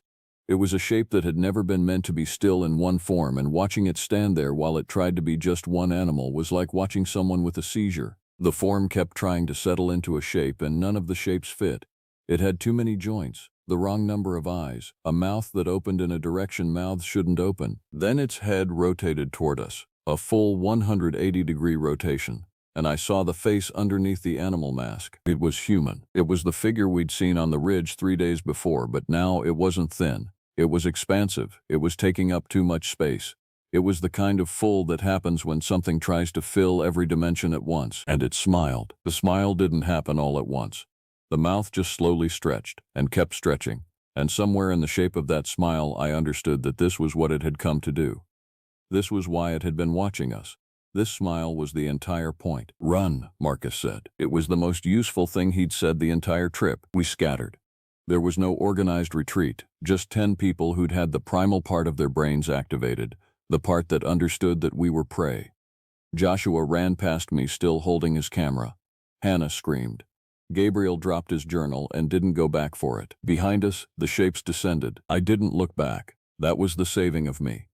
I didn't look back to see what they were, or how fast they were moving, or what they were going to do when they caught us. I just ran. We made it to the base camp in less than an hour, though later, looking at maps and trail times, it should have taken 3. The human mind does strange things when fear is the only thought left in it. We can run faster. We can run longer. We can run past the points where our bodies should have failed us. Marcus got us organized. We were safe in camp, he said. Tents were close together. We'd build a big fire. The creatures, and he was calling them creatures now, having abandoned any pretense that this was a meditation exercise, couldn't attack a well-lit camp. That was folklore based on reality. Animals feared fire, but these weren't animals. We huddled in the central tent, all 10 of us, and we waited for dawn. No one slept. Leah sat between me and Lily, and I found my hand on her shoulder, because we were all grabbing onto something to keep ourselves in our bodies. Around midnight, we heard something that might have been wind, or might have been breathing. It was circling the camp, moving through the darkness just beyond the light of our fire. We could hear it on the gravel. We could hear it in the trees. We could hear it, but we couldn't see it. "It's testing the perimeter," Gabriel said. He sounded calm. He sounded like he was analyzing a problem he'd already solved. "It's determining whether the fire is a deterrent. It's learning the camp layout." "How do you know that?" Zoe asked. "Because I'm thinking like it," Gabriel said. "That's what we have to do now. We have to think like it. Understand how it hunts." "It hunts like a person," Anthony said. He was shaking. All the writer's irony had burned off him, leaving just raw fear underneath. "It hunts like someone who knows we're thinking creatures. That makes it smarter than any animal." "We need to leave," Natalie said. "In the morning we hike out, all together, back to the parking area." "It'll be between us and the parking area," Marcus said. He was checking his satellite phone. No signal. No signal when we needed it most. "It knows that now. It knows where we came from." "Then we go the other way," Lily said. "Off trail, down the mountain. The trails are the only way that makes sense. Off trail in these mountains at night is how you break your neck, or fall into a ravine you didn't know was there until you're inside it." We argued through the night, which was just another way of saying we waited for death in shifts, some of us trying not to look out the tent walls at the darkness. Dawn came like a mercy. In the pale gray light, we could see our surroundings again. The camp looked small and vulnerable. The fire had burned down to embers, and at the edge of the clearing, standing perfectly still, was a human figure. It was wearing Christopher Torres's clothes. Christopher was still in the tent. He was alive. He was sitting next to us. But the thing wearing his appearance was standing at the edge of the camp, and it was very clearly not him. "What is that?" Hannah whispered. "It took his form," Gabriel said. "It skinned him and—" "We don't know that," Marcus said, but he was checking the tent entrance, looking at where Christopher was still sitting, still breathing, still real. "It's a trick, some kind of psychological—" "It's not a trick," the thing wearing Christopher said. Its voice was Christopher's voice, but there was something underneath it, a chorus of other tones, other voices, all trying to say the same words at the same time. When it moved like Christopher, but the movement had extra angles to it. It was using the body correctly, but also incorrectly, like someone had learned the sequence but not the meaning. "Get away from it," Zoe said, and she meant everyone else. "Everyone to the back of the tent. It's not going to hurt us in the daylight," Marcus said. but he was backing away too. The thing that wore Christopher looked at us with Christopher's eyes, and in those eyes was Christopher's fear and something else, something that was looking out through him. It takes time to wear a shape properly, the thing said. This one is fresh, still remembering what it was like to not be this. It will settle. Eventually it will just be Christopher Torres. No one will know the difference. It will live his life and think his thoughts and grow old and die as him. And no one will ever know what happened on that mountain. Then it turned and walked away, into the trees, and it was moving with such perfect Christopher-like naturalness that if I hadn't seen the wrong joints, the extra angles, I would have believed it was just him, going for an early morning walk. We didn't speak for a long time. We have to leave, Natalie said finally. Right now. Everything. We just go. It took his shape, Hannah said. Took it completely. If it can do that with one of us, it won't, Marcus said. This was a warning, a psychological attack to fracture the group. We stay together, we stay focused, we signal for help. Your satellite phone hasn't worked all night, Anthony said. There's a ranger station 15 miles from here if we go north. We can be there by sundown. No one believed him, but we packed anyway. We took the essential supplies, we left everything that didn't fit in a backpack, and then we started walking north, away from the parking area, away from the trail we knew, into the deeper mountains. 3 days into our trek off trail, we lost Gabriel. He told us he was going to find water. He took a canteen and said he'd catch up. We didn't realize he'd gone until evening, when we were setting up a cold camp. No fire, because fire meant visibility, and he was nowhere. We called for him. Zoe and Anthony covered ground in a search pattern. Nothing. No response. No body. He'd just vanished into a landscape that suddenly seemed infinite. Joshua wanted to wait for him. Joshua still believed that people came back. Natalie argued they should keep moving. Marcus made the decision to press on, though I watched something in him die when he did it. The last of whatever had made him seem like he was in control of this situation. 2 days later, Leah stopped walking. We'd camped near a stream that moved too fast to drink from easily, and in the morning she wouldn't get up. I can't, she said. I'm sorry. I can't keep going. She was dehydrated and pale, but it wasn't physical exhaustion. There was something behind her eyes that had decided to stop fighting. You can rest, Natalie said, kneeling beside her. We'll stay here today. But Leah shook her head. It's going to take someone else. It's only taken one so far, and that's not enough for it. It's going to take more, and I can't watch that happen. I can't be looking at one of you and then the thing that's wearing you. You're delusional, Marcus said. From exhaustion, from stress. I'm dead, Leah said. I just haven't stopped moving yet. And when I stop moving, it's going to be too much for me to keep being. So I'm going to sit here, and I'm going to wait, and you're going to go. Lily tried to pick her up. Leah fought back with a strength that surprised us all. We couldn't carry her. We couldn't make her move. So we left her sitting by the stream, wrapped in a blanket, with water and some of our food. None of us wanted to leave her, but none of us could make her stand up and keep walking. That was the first time I understood what it was hunting us for. It wasn't trying to kill us. It was trying to isolate us, to wear us down, to fragment our group until no one was certain who they were looking at anymore. And it was succeeding. We were 7 now. Myself, Lily, Hannah, Christopher, Anthony, Joshua, Natalie, and Marcus. The ranger station turned out to be abandoned when we found it. 30 miles off trail in the Appalachian wilderness, we found a structure that hadn't been staffed in at least 2 decades. The roof was halfway caved in. Animals had lived in it and left. And on the wall, scratched in what might have been fingernail or might have been claw, were words. Help, help, help, help, repeated so many times that the wall was grooved with the scratching. Someone else, Joshua said.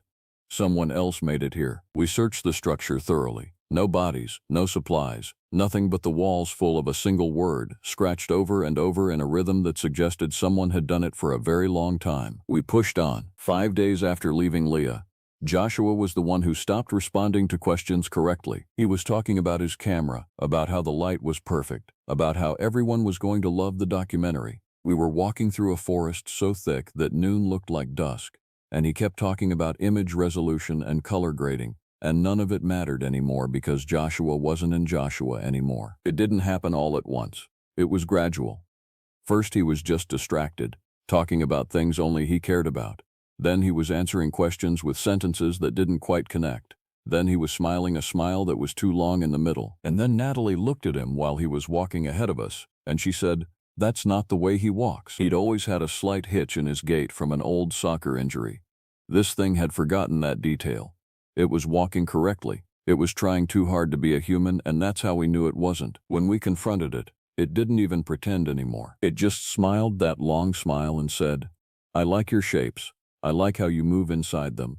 I like how you don't know yet what you're going to let me have." Then it walked away, and we didn't try to stop it. That left us with 5. Me, Lily, Hannah, Anthony, and Natalie. And Marcus, who hadn't said anything in 2 days, and who I was beginning to suspect wasn't entirely Marcus anymore either. There were moments when he moved too smoothly, when his reactions came a fraction of a second too late. On the 8th night after we left the base camp, Hannah was the one who understood it. We'd made a cold camp in a ravine huddled against rocks that held the last of the day's heat, and Hannah just started laughing. A sound like breaking glass, like ice cracking under too much weight. "It's not hunting us," she said. "It's hurting us. We think we're running away, but we're just going where it wants us to go. Look at the path we've taken. Look at how we've moved." She was right. I could see it in my memory of the landscape. We'd been moving in a circle. 6 days of walking, and the mountains looked the same. We'd passed the same distinctive rock formation twice. We'd drunk from the same ravine. "It's keeping us on the mountain," Hannah said. "Until we break. Until enough of us have been taken that we stop being a group. Until we stop believing we can escape because we know that escape was never possible. Then we stay," Lily said. "We make a stand. We choose when it ends instead of letting it choose for us." "It will just wait," Marcus said. And when he spoke, I knew it wasn't Marcus anymore. It was still wearing his shape, but the voice underneath was the chorus of other tones. "It has nothing but time. And you have heartbeats, and breaths, and bleeding. It will wait for all of those things to stop. Then we'll stop them ourselves," Natalie said quietly. "There are ways, in my bag, things that can help us stop." She was talking about the medication, the pills she'd been taking since we started. There were enough, she said. If she mixed them with the water, it would be quick. It would be painless. "You're asking us to die," Anthony said. "I'm asking us to choose," Natalie said. And in that moment, in that ravine with the wrong sky above us and the thing that had been Marcus sitting at the edge of our circle wearing his stolen face, I understood what the real horror had been all along. It wasn't the shapeshifter. It was us. It was the choices we were making. It was the way we were falling apart, not because we were being hunted, but because we were discovering that we couldn't survive together anymore. That the fear was breaking us down into separate pieces, and there was no shape we could take that would fit us back together. I stood up. "I'm leaving," I said. "I'm hiking down the mountain, and I'm not stopping until I reach people and civilization and everything normal again." "It will take you," Marcus said. "When you're alone, it will wear your shape, and no one will know the difference. You'll be gone, and no one will even mourn because you'll still be alive, still walking around, still thinking your thoughts in a body that isn't yours anymore." "That's better than staying here," I said. "That's better than sitting in this ravine waiting to become nothing." Lily grabbed my hand. "Then I'm coming," she said. "I didn't leave my life to have it stolen at the end. I'll take my chances." We left them there. Me, Lily, and we tried to take Anthony with us, but he refused. He said he wanted to write something down, something true, something that would explain what happened. He was still a writer. He was still convinced that meaning could be made from horror if you just shaped it the right way. We left him at the ravine with Natalie and Marcus, who wasn't Marcus. We reached the ranger station by noon the next day. We'd been walking in circles, yes, but once I stopped looking at the landscape and started just walking in one direction through it. Always downhill, always in the direction the water was flowing. The mountain sorted itself out into something navigable. There was a fire lookout tower about 4 miles from the ranger station. Real people inside it. A fire lookout and her partner. They had a radio. They called the county. The county sent a helicopter. That was 9 days after we'd left the base camp. The search and rescue team found the base camp empty. They found our abandoned supplies, our tents, our equipment scattered around the fire pit. They found nothing alive and nothing dead. They found Gabriel's journal about 2 miles away, wedged in a tree root. The final sketches showed something that looked less and less like anything from nature with each page. By the last drawing, it was just shapes, layers of shapes, shapes trying to be other shapes and failing. They never found the others. Not their bodies, not their remains. By all official accounts, 5 people disappeared in the Appalachian Mountains, and no one has found a single trace of them. I told the authorities what happened. Lily confirmed my story. But without bodies, without evidence of a crime, without anything that could be tested and verified and made official, they had nothing to charge anyone with. I told them about the creatures. They nodded and made notes, and after several interviews they suggested that trauma and exhaustion had created false memories, that we'd gotten lost, that the others had probably split up looking for help and become separated in the wilderness, that while it was a tragedy, it wasn't anything supernatural. Marcus Chen's family hired a lawyer.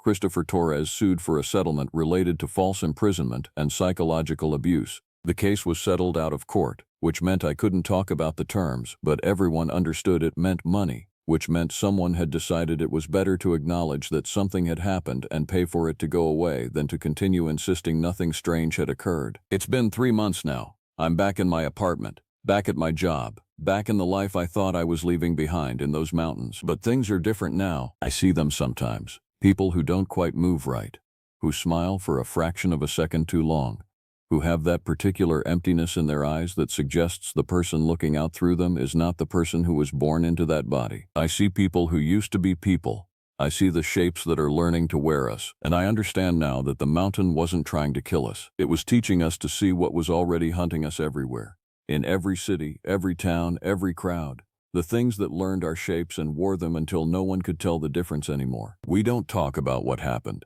Lily moved away. I haven't heard from her in 6 weeks. Anthony and Natalie and Marcus never came out of those mountains. And Gabriel.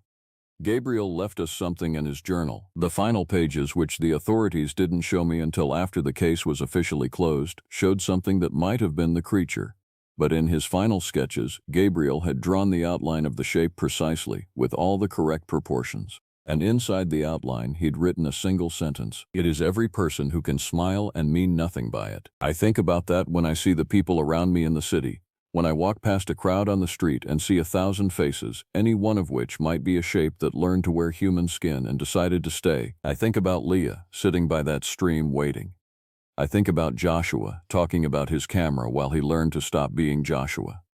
I think about the smile that was too long in the middle, and the voice that was a chorus of other tones. And I know that I survived the mountain, but I don't think I ever left it. The shape of escape was just another kind of staying. And somewhere out there, the thing that hunted us is still learning, still wearing new shapes, still smiling that smile, still patient, because it has nothing but time. And we have heartbeats, and breaths, and bleeding, and soon, very soon, those things will stop too.